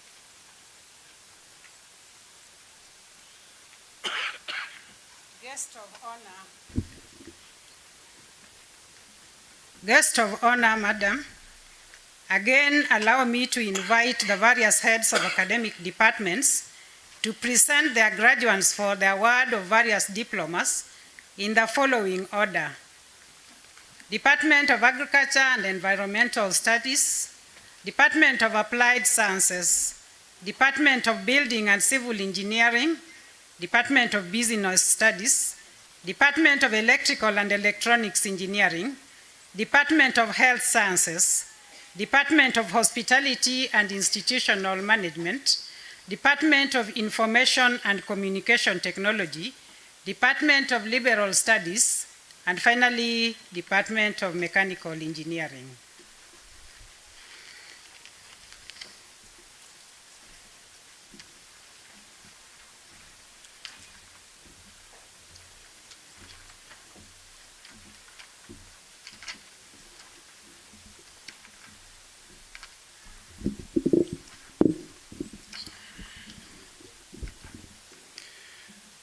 Guest of honor, Madam, During the period of November 2018 and November 2021 academic years, 120 candidates satisfied the examining body for the award of Diploma in General Agriculture in the Department of Agriculture and Environmental Sciences.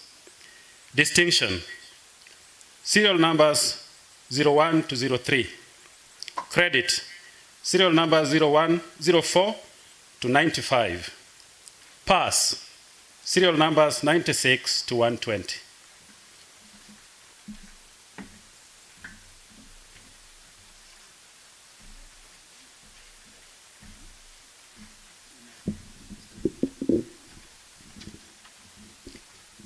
Guest of honor, Madam, during the period of November 2018 and November 2021 academic years, 14 candidates certified the examining body for the award of Diploma in Applied Biology in the Department of Applied Sciences, Diploma in Applied Biology, credit, serial numbers 121 to 122, pass, serial numbers 123 to 134.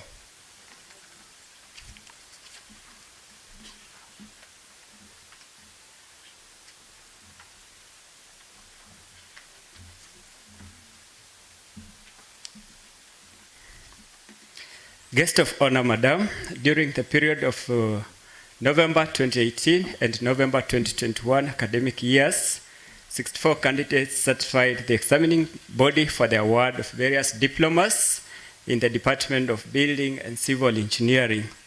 Diploma in Land Survey, distinction, serial number 136, credit, serial numbers 137 to 144, pass, serial numbers 145 to 165. Diploma in Building Technology, pass, serial numbers 166 to 172. Diploma in Civil Engineering, credit, serial numbers 173 to 180. Pass, serial numbers 181 to 199. Thank you.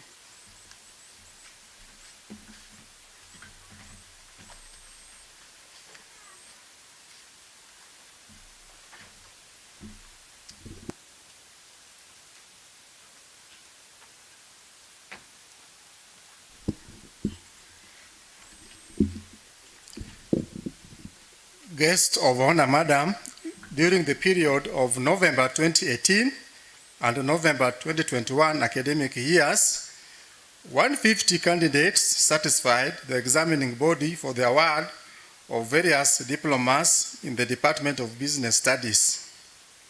Diploma in Accountancy, pass, serial number 200.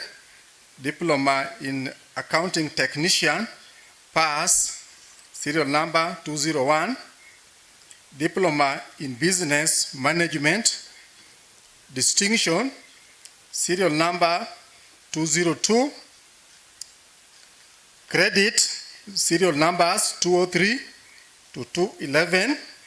Pass, serial numbers 212 to 225.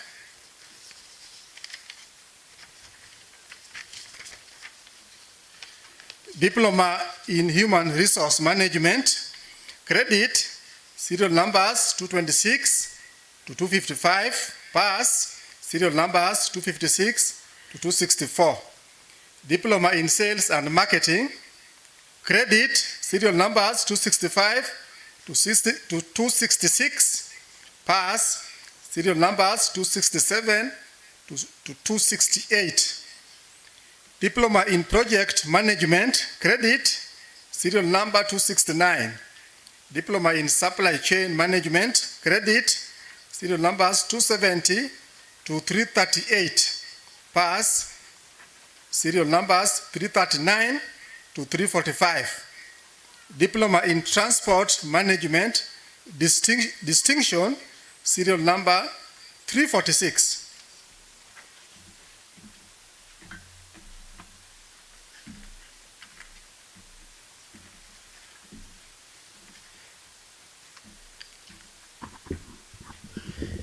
Guest of honor, Madam, during the period of November 2018 and November 2021 academic years, 11 candidates satisfied the examining body for the award of Diploma in Electrical Engineering. Diploma in Electrical Engineering, Power Option, pass serial numbers 347 to 357.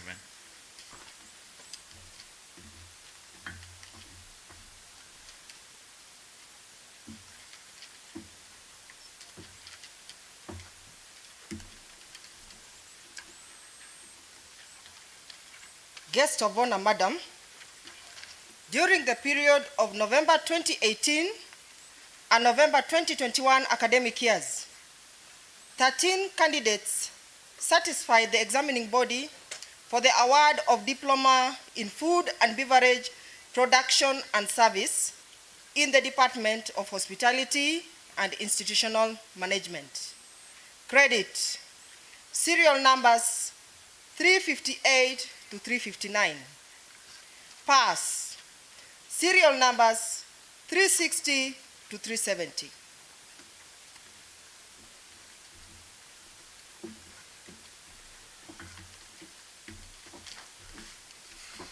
Guest of honor, Madam, during the period of November 2018 and November 2021 academic years, 11 candidates satisfied the examining body for the award of Diploma in the Athletics Management in the Department of Health Sciences.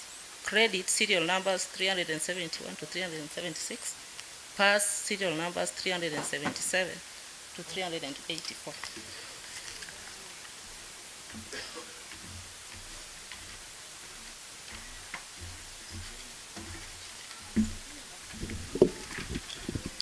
Guest of honor, Madam, during the periods of November 2018 and November 2021 academic years, 47 candidates satisfied the examining body for the award of various diplomas in the Department of Information and Communication Technology. Diploma in Information and Communication Technology, credit, serial numbers 385 to 387, pass, serial numbers 388 to 410. Diploma in Library and Information Studies, credit, serial numbers 411 to 429, pass, serial numbers 430 to 431.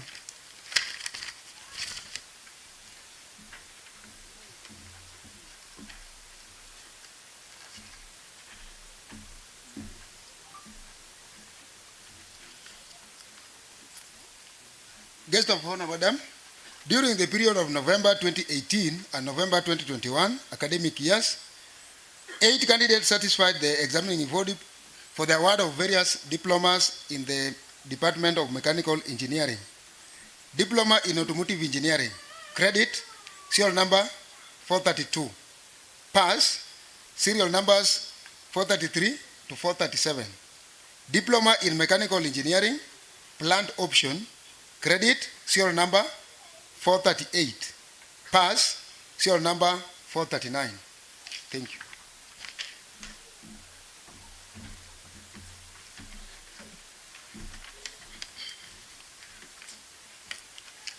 Guest of honor, Madam, during the period of November 2018 and November 2021 academic years, 208 candidates satisfied the examining body for the award of Diploma in Social Work and Community Development in the Department of Liberal Studies. Distinction, serial numbers 440 to 479.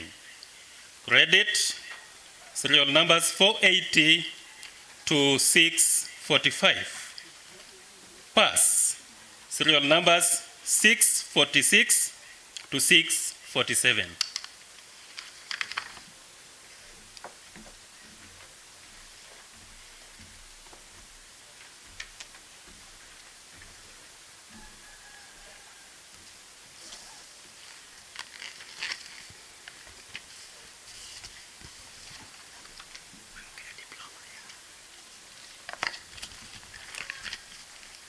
Guest of honor, Madam, I now humbly request you to award diplomas to the graduates.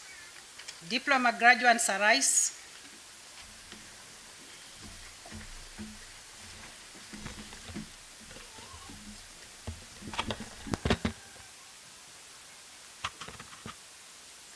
By the authority conferred upon me by the TVET Act number 29 of 2013, and you having satisfied the examining body, I award you the diplomas for which you have been trained, examined, and qualified. Congratulations.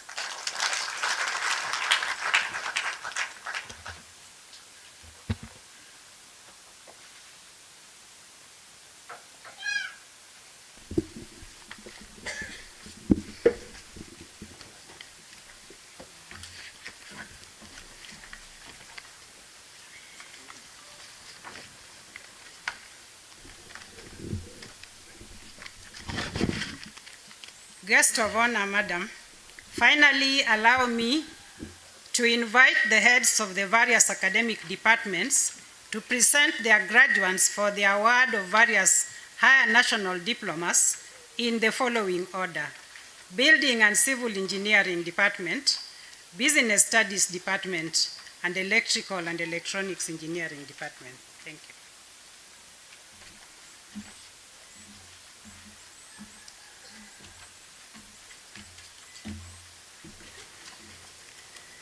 Guest of honor, Madam, during the period of November 2018 and November 2021 academic years, 5 candidates satisfied the examining body for the award of HND in the Department of Building and Civil Engineering, Higher National Diploma in Construction, Building and Civil Engineering option, credit serial numbers 1 to 5.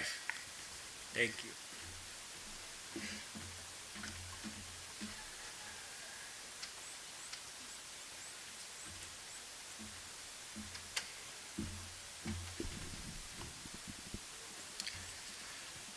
Guest of honor, Madam, during the period of November 2018 and November 2021 academic years, 14 candidates satisfied the examining body for the award of Higher National Diploma in the Department of Business Studies. Higher National Diploma in Human Resource Management. Credit, serial number 6 to 11, pass, serial number 12. Higher National Diploma in Entrepreneurship, distinction, serial number 13, credit, serial numbers 14 to 25, pass, serial number 26.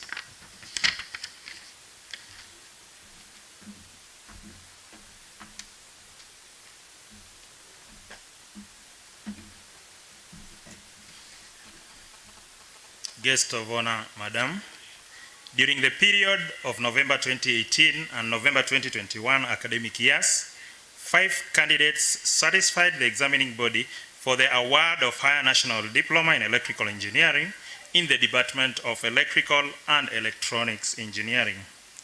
Credit, serial numbers 27 to 30, pass, serial number 31.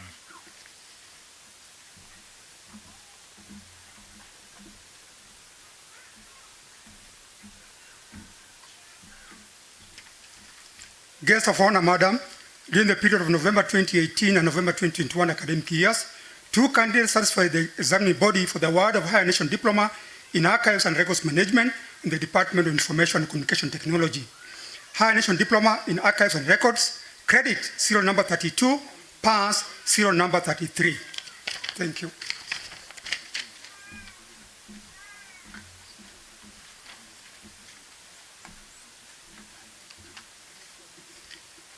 Guest of honor, Madam, I now humbly request you to award Higher National Diplomas to the graduates. Graduates of Higher National Diploma, arise.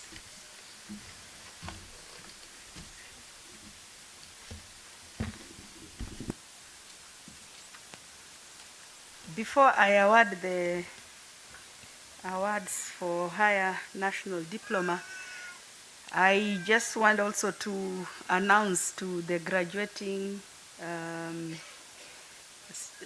trainees and all those that are being currently trained, but even for our youth in the entire country.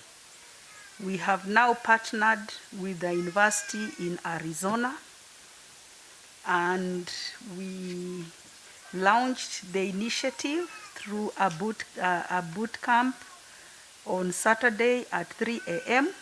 The Saturday that has just passed, that is the 10th, it the 10th or the 9th? The 9th, yeah, Saturday the 9th at 3 a.m., where we called our principals and they all joined the boot camp. We are now going to train 5 million youth in the entire country for free. Some of you graduating today are graduating in the various certificates, and basically you are now getting into the engineering and other technically and vocationally related disciplines. But we also need to equip you more in business related disciplines such as marketing, financial management, human resource management, and ICT and others. So this is the reasoning behind this kind of training. And this kind of partnership, we only require you to have a laptop that is enabled with some internet bundles. The other thing, of course, is for you to avail yourself, from which we'll train you for about 3 weeks or so, depending on the discipline that you'll get to, which will be online. And we'll give you a badge from the university in Arizona to actually show that you have gone this kind of a training.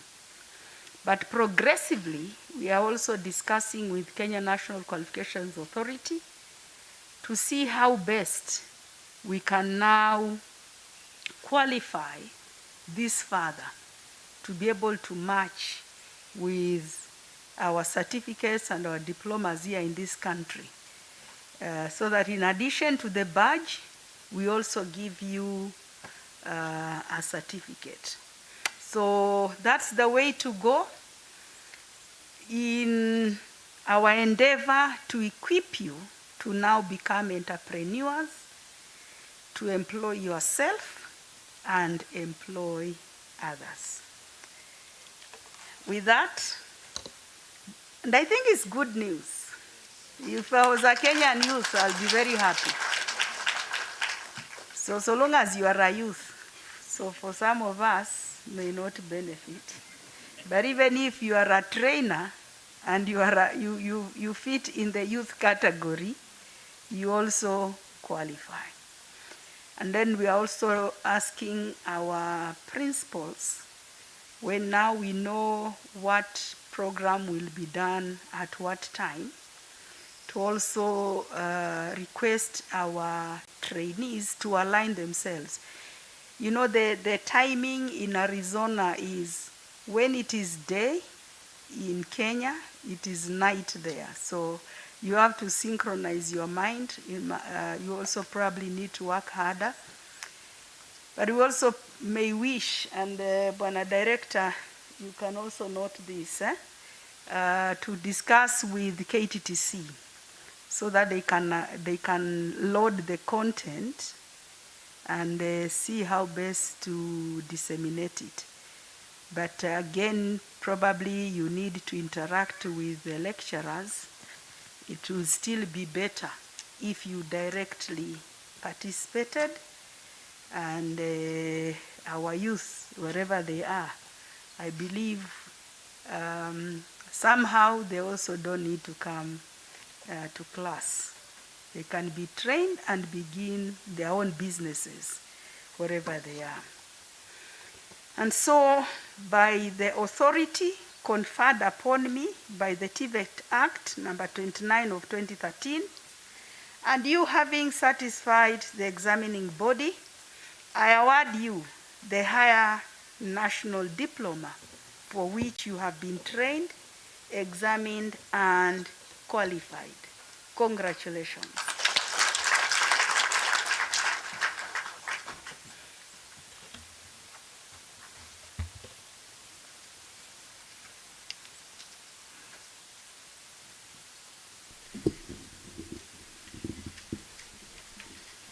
Thank you very much, Madam Chief Guest. We have come to the end of that bit of the program. We are moving to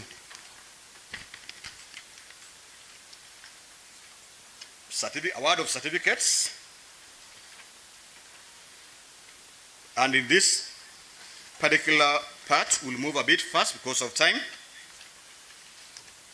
Madam Chief Guest, we have a number of our trainees who are now graduates who excelled in their various disciplines and have merited being among the congregation. I would call their names, and very fast we would award them the certificates, but there are a few, the topmost, who will be awarded by the chief guest herself.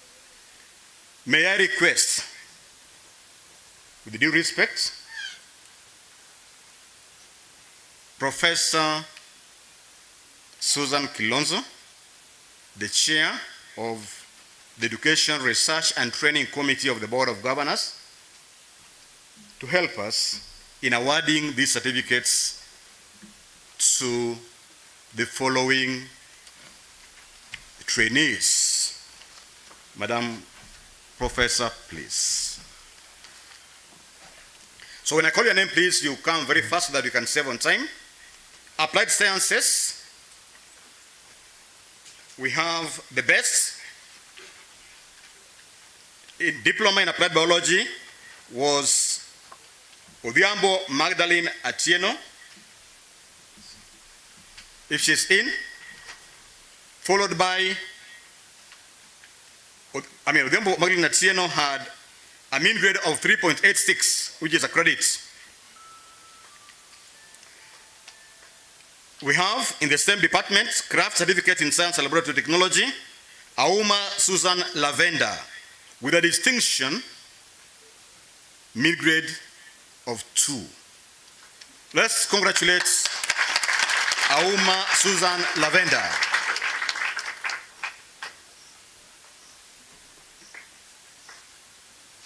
Agriculture and Environmental Sciences, Diploma in General Agriculture.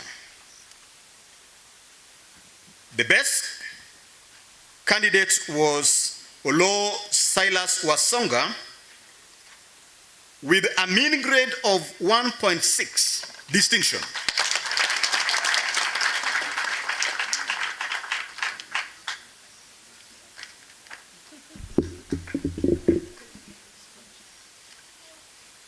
Crafts in General Agriculture, also as a distinction, Mutua Ngusie.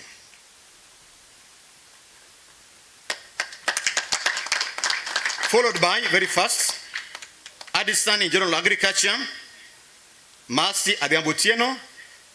Now, Mutua Ngusie had a mean grade of 1.8 distinction. Artisan in General Agriculture, Mercy Adhiambo-Otieno. Okay? I move to Business Studies Department. Diploma in Business Management. The best candidate was George Owino Mukawe. Distinction 1.86. 1.846 mean grade. George Owino Mukawe, distinction.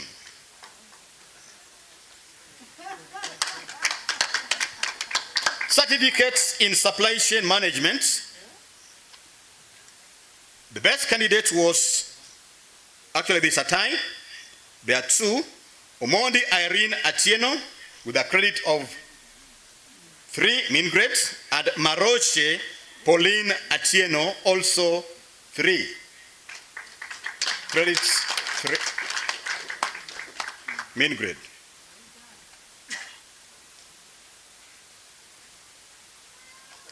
So it appears ladies are taking all the accolades. I hope the male trainees are watching. Higher National Diploma in Business, we have, this is entrepreneurship. We have Abiero David Award with 1.74 distinction.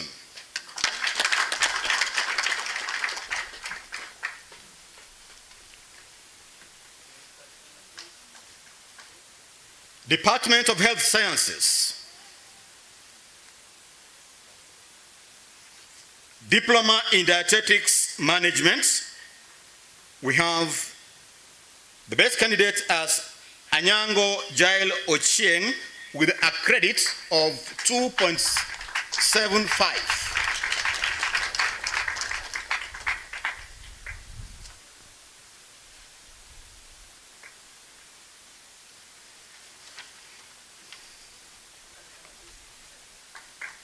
Hospitality and Institutional Management Department, Diploma in Food and Beverage Production and Service Management. The best candidate was Akinyi Lavender with a mean grade of 3.15 credits.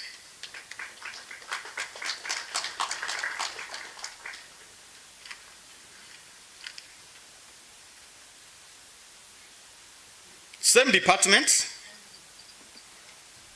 Craft Certificate in Food and Beverage Production and Service. The best candidate was Ombewa Dickens, 3.15 credits. So whoever said that men cannot be in the hotel industry, I think you should have better ideas. Ombewa has a credit. Then we have Artisan in Food and Beverage Production and Service. The best candidate had a credit mean grade 4, Omondi Beatrice Award.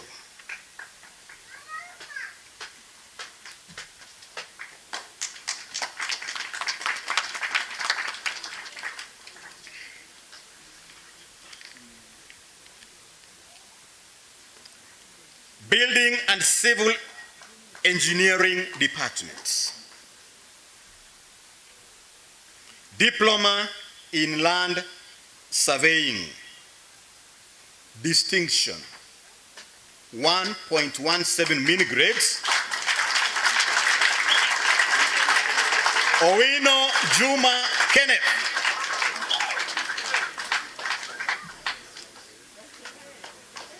Congratulations.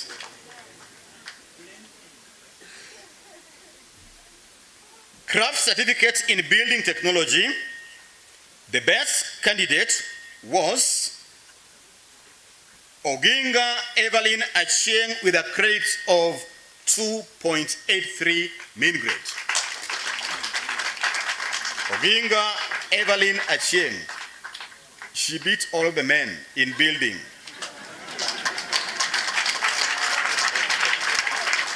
So if you are looking for a better fundi, please, Evelyn, sambaza your contacts. Artisan Plumbing. Artisan Plumbing. A pass of 6.2, Odhiambo Emmanuel Ouma. Odhiambo Emmanuel. I move to Mechanical and Automotive Engineering Department.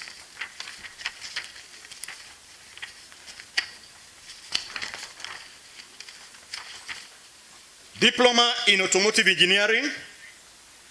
The best candidate was Ouma Isaac Otieno, a credit, mean grade 3.17. Congratulations.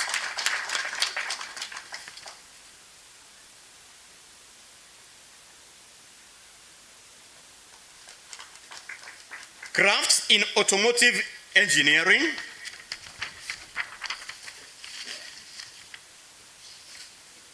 The best candidate was Gadwa J. Wanjau, credit of 2.86.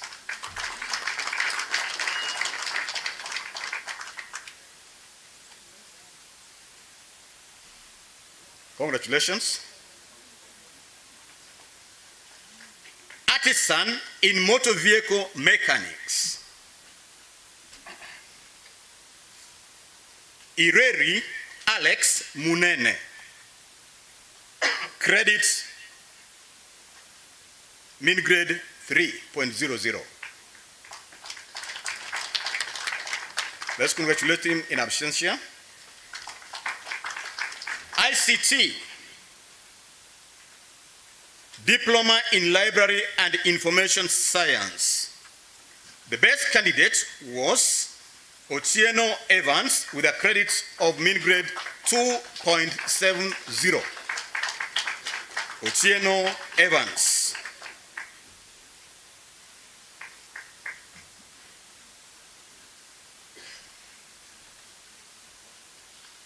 Crafts in Library and Information Studies. Crafts in Library and Information Studies. The best candidate was Otieno Beryl Atieno with a mean grade of 3.5, representing a credit pass.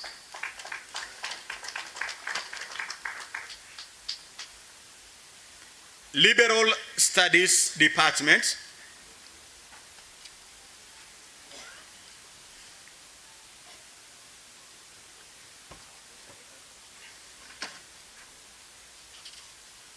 Madam Chief Guest, in this department, there were too many distinctions to be mentioned, but now,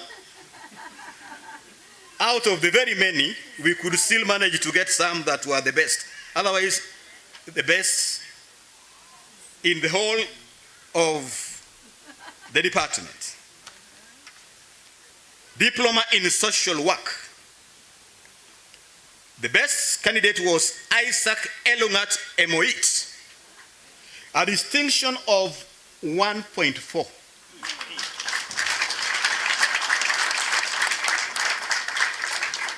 That means everything he had a 1 except 1. Congratulations. Crafts in Social Work, there were 3 ties at the top, and therefore they are the best 3, with a mean grade of 1.85, each representing a distinction. Jedida Adochi, Edward Omondi, Ogutu Valerie. All distinctions of 1.85.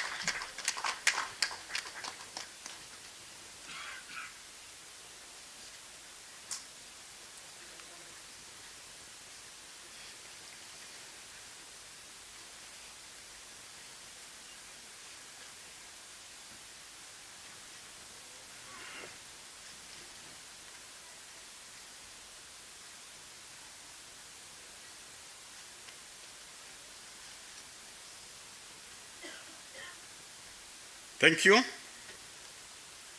Last but not least, we have Electrical and Electronics Engineering Department. Higher National Diploma in Telecommunication. The best candidate was Onyango Derek Were, 3.7 credits. Congratulations.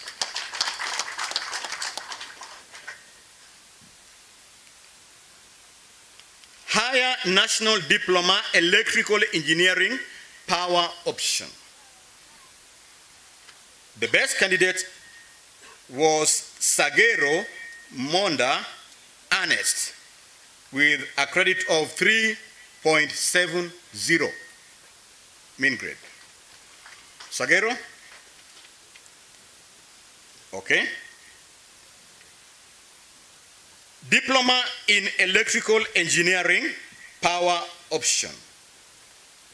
The best candidate was Okut Charles, credit of 3.90.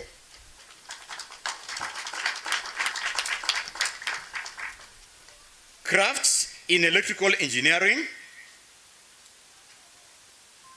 Okoth Kennedy Ongaro, credit of 3.5.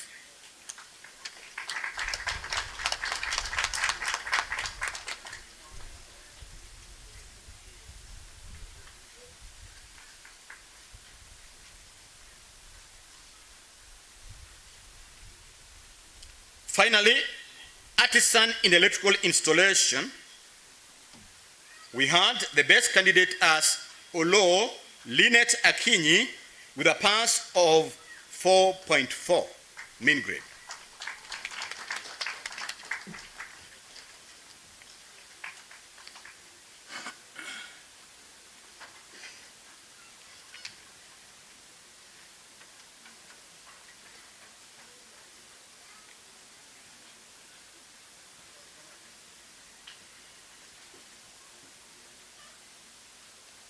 Thank you very much, Professor.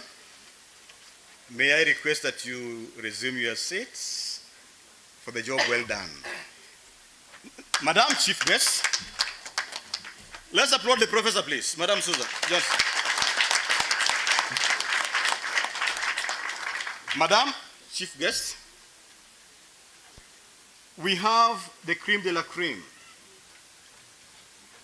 the best among the best, that I would humbly request you to give their certificates and also the trophies.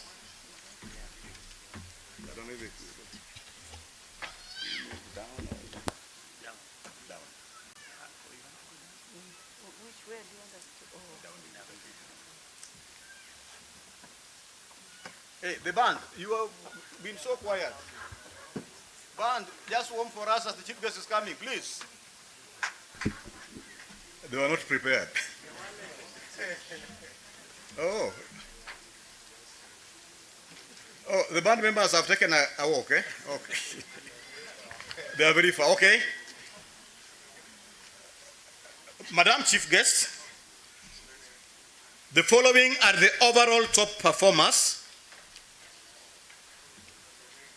per level, that is in terms of artisan certificates, diploma, and also in terms of the departments. So now we have the best among the best.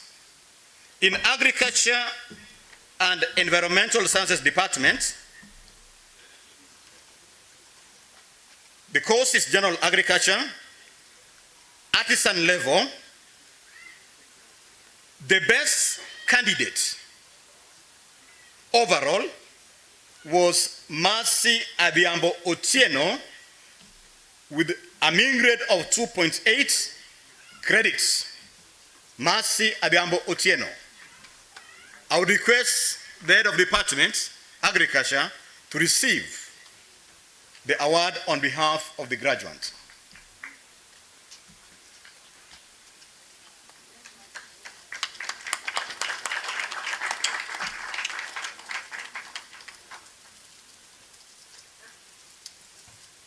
General agriculture, again, crafts. The best candidate was Mutwa Ngusie with a distinction of 1.8 mean grade. Ngusie Mutwa, faster kidogo.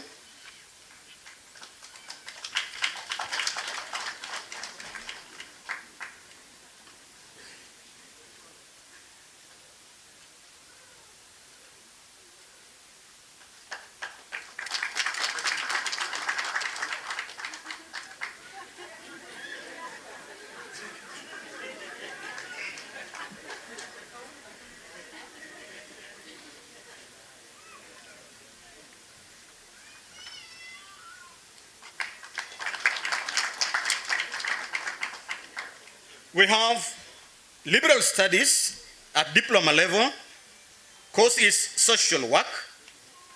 The best candidate was Isaac Elungat Emoit with a distinction of 1.4.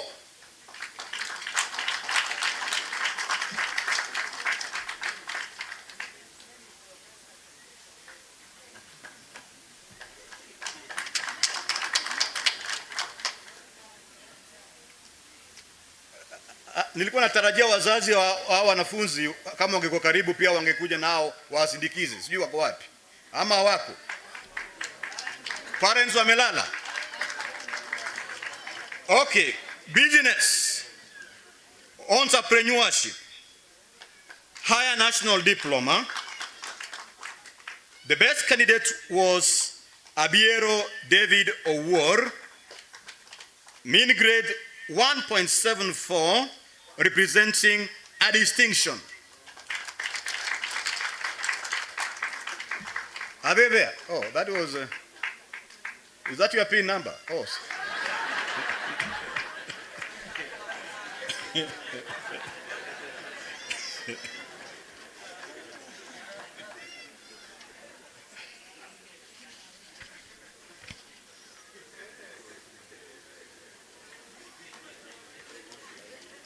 Finally, the best in SET, that is science, engineering, and technology. The best. This comes from Agriculture and Environmental Sciences Department. A diploma student by the name Olo Silas Wasonga. Distinction 1.6.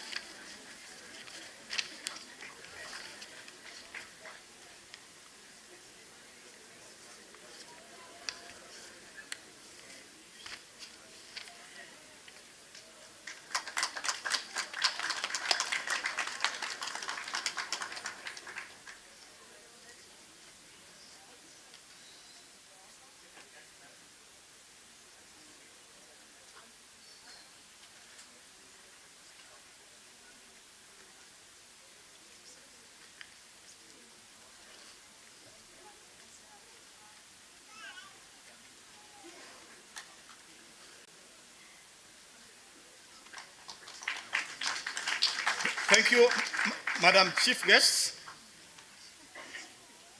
Allow me to request that you hold on kidogo too, so that we could give you an award as the chief guest.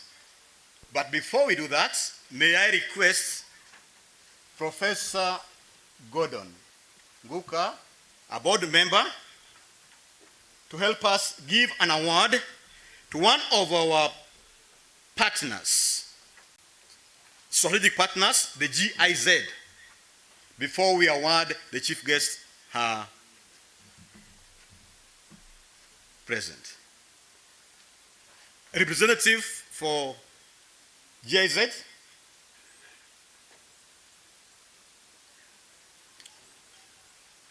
Are they in? Okay.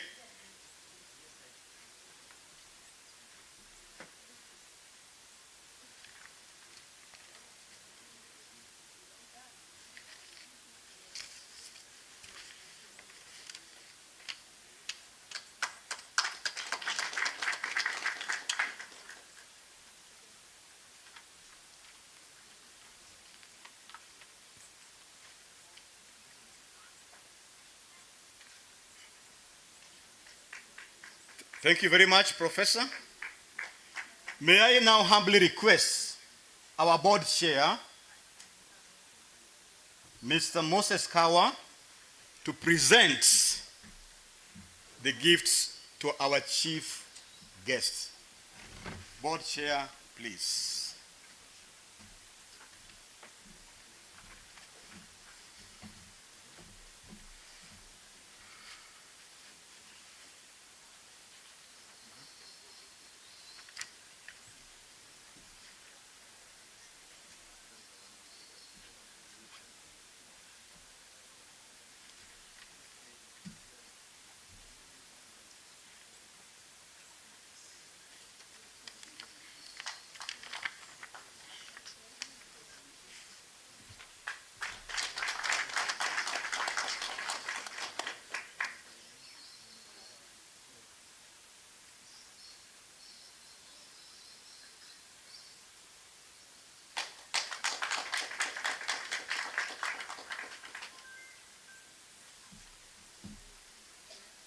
Thank you so much.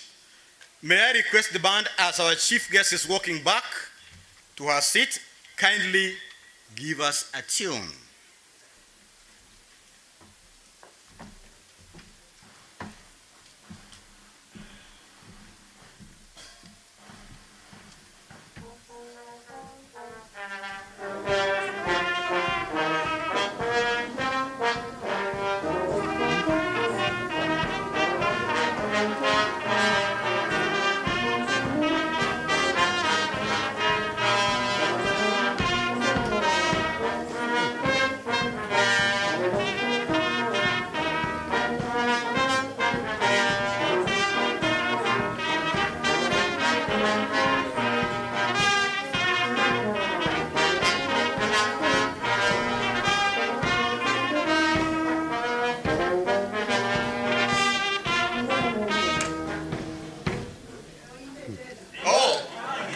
The guest wants, can you please add some more energy to it?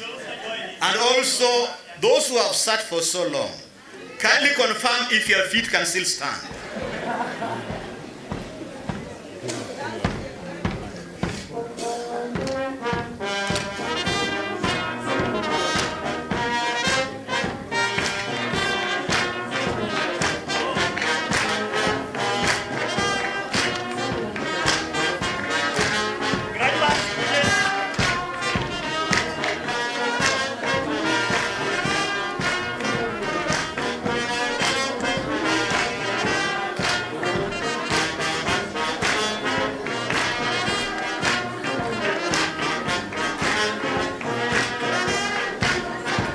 Graduates, come, join the guest of honor.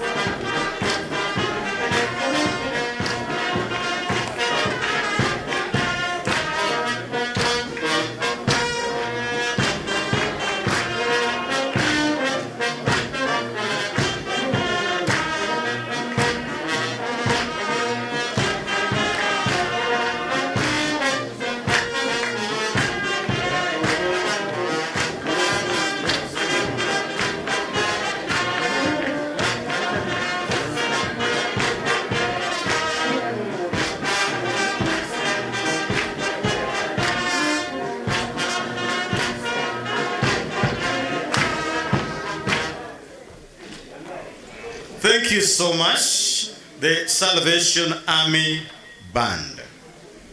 To the chief guest, allow me now to invite one of our senior trainers, Mr. Daniel Opan, to move a vote of thanks. Mr. Opan, please.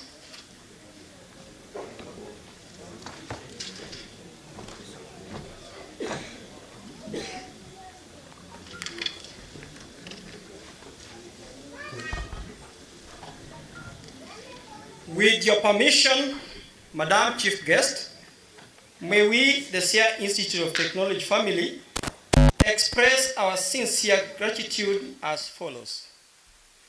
To God the Almighty for the gift of this day and the gift of all of us gathered here today, as well as those following the proceedings through live streaming. To you, Madam, in a special way, both individually as an office. A, for your personal presence here to preside over and grace this occasion. And for the encouraging, informative, assertive, challenging, captivating sharing, which you have brought to us this day. And we want to say, without any doubt, we are highly enriched. And to my colleagues, the trainers, there's one underlying information in the presentation by our chief guest. That is, it's not just the message, it's not just the content, but also the how. We have been here and we listened to her for a long time, but at no time did we doze. So as we go back to our preparations, please carry this with you to our classrooms. The other thing, mission she has given to us is in TVET. It is about hands-on training loaded with skill acquisition. B, Madam Chief Guest, thank you for bringing along with you a team of technocrats from your office. Why do we say this? The reason is simple. Anytime these officers visit us, our focus and energies get reinvented. C, as head of the State Department of Vocational and Technical Training, please accept our appreciation for your ever-flowing support to us. One, by appointing a well-sourced, functional, and highly focused board of governors, as witnessed here today and all over the institution. Two, through an ever-ending technical and professional guidance. Three, by timely financial disbursements and regular provision of state-of-the-art training equipment. Four, in deploying properly baked and well-versed human resource, as already witnessed here, to sample only a few. To our graduates, we congratulate you on your achievement, and please be reminded that this is only a beginning. To the parents, guardians, and sponsors of the graduates, we join you in celebrating the bearing fruit of your selfless sacrifice and acknowledge your role as willing partners in this divine calling. To our collaborators, partners, stakeholders, your contribution to this institution through capacity building, financial and material donations, field and industrial exposure to our trainees from time to time cannot be taken for granted. To the service providers on this occasion, prominently the Salvation Army, thank you for your hands-on support. To every individual here present, if you look to your left, you look to your right, there's an individual. So that is the one I'm addressing. To every individual here present, please take it from us that your participation here today has made our day. To cap it all, it's now time for us to thank ourselves. We'll do it in a manner that gives direction to our graduates on where to go. So please, may I request you to stand? All of us, please. Now put your hands open. So we shall say that the artisans are at the shoulder level. So put the hands at the level of your shoulder. The artisans are a bit higher. The diplomas are even higher. But we want them to go to the sky. So when we reach the sky here, we shall put a big hand clap. Aya, let's start. Aya, artisan, craft, diploma, sky. God bless all of you.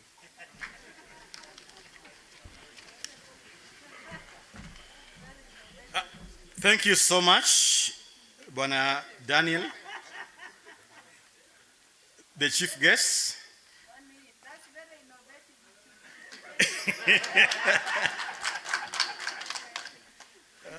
Thank you, Madam Chief Guest. Allow me to make the following announcements before I call upon the principal to dissolve the congregation. When we are through with the program, we shall leave in the following order. In short, last in, first out. I hope that makes sense. LIFO, those who are in business. So our principal guest would lead us. Of course, the band will be ahead of us, but the chief guests will follow, followed by the board and all those on the podium. Same order we use so that the graduates will leave last. Now, we'll move as follows. The chief guests will move alongside the Board of Governors to the conference hall or conference room for some lunch. Other guests who may not have been on the podium would go to multi-purpose hall. It's to my left. There'll be guides leading us there. This will include heads of departments, other trainers and SIT staff would go to the dining hall alongside graduates and their guardians. But I'm repeating those with invitation cards.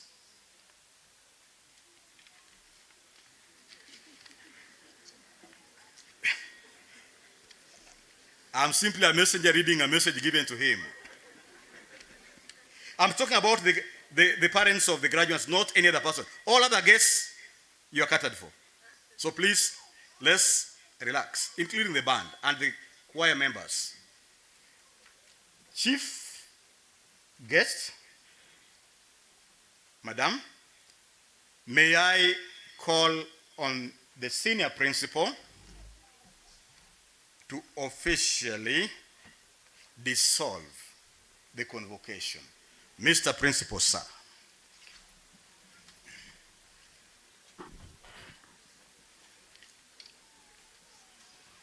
Chief guest, by the power conferred upon me by the TVET Act number 29 of the 2013, I hereby declare the convocation dissolved.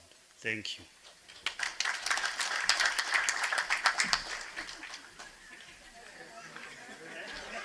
Thank you. Before we proceed, allow us to close our meeting with a prayer from our priests. After the prayer, please, we'll do the national anthem and then the East African Community Anthem, which will be given to us by the band and the choir combined. Karibu. Let us pray. Our dear loving Father, Almighty God, we are grateful to you for seeing us through this process as you are celebrating results and achievement as we look forward to moving to a greater heights than where we have reached today. We know it have taken your hand for us to be where we are. And we trust, good Lord, that we'll see this institution grow and even be greater than what it is today. It is our prayer that we're going to bless the graduates, those who have graduated today, and even those who are still in the process, that good Lord will shower them with your blessing. Blessing of understanding, blessing of good health, blessing of achievement, blessing of bettering themselves. We want to thank you for the management, and we want to thank you for the principal, and those who are concerned for the well-being of this institution in shaping the young ones to face the future with confidence, that good Lord, you will bless them. We want to thank you for the organizers of today's event. It is our prayer that those who sacrificed to enable this day become a success, that you may shower them with your blessings. And even as we shall be leaving this place, it is our prayer that you dismiss us with your blessings. It is our prayer, good Lord, that the way you granted us safety as we came, kindly grant us safety even as we travel back to our various destinations. Lord, we want to thank you even for the meals that have been prepared for our use. We pray that you bless it before we partake of it. And in everything, let your will be done and let your glory be seen. For this our prayer in the name of God the Father, the Son, and the Holy Spirit. The Lord be with you. Thank you.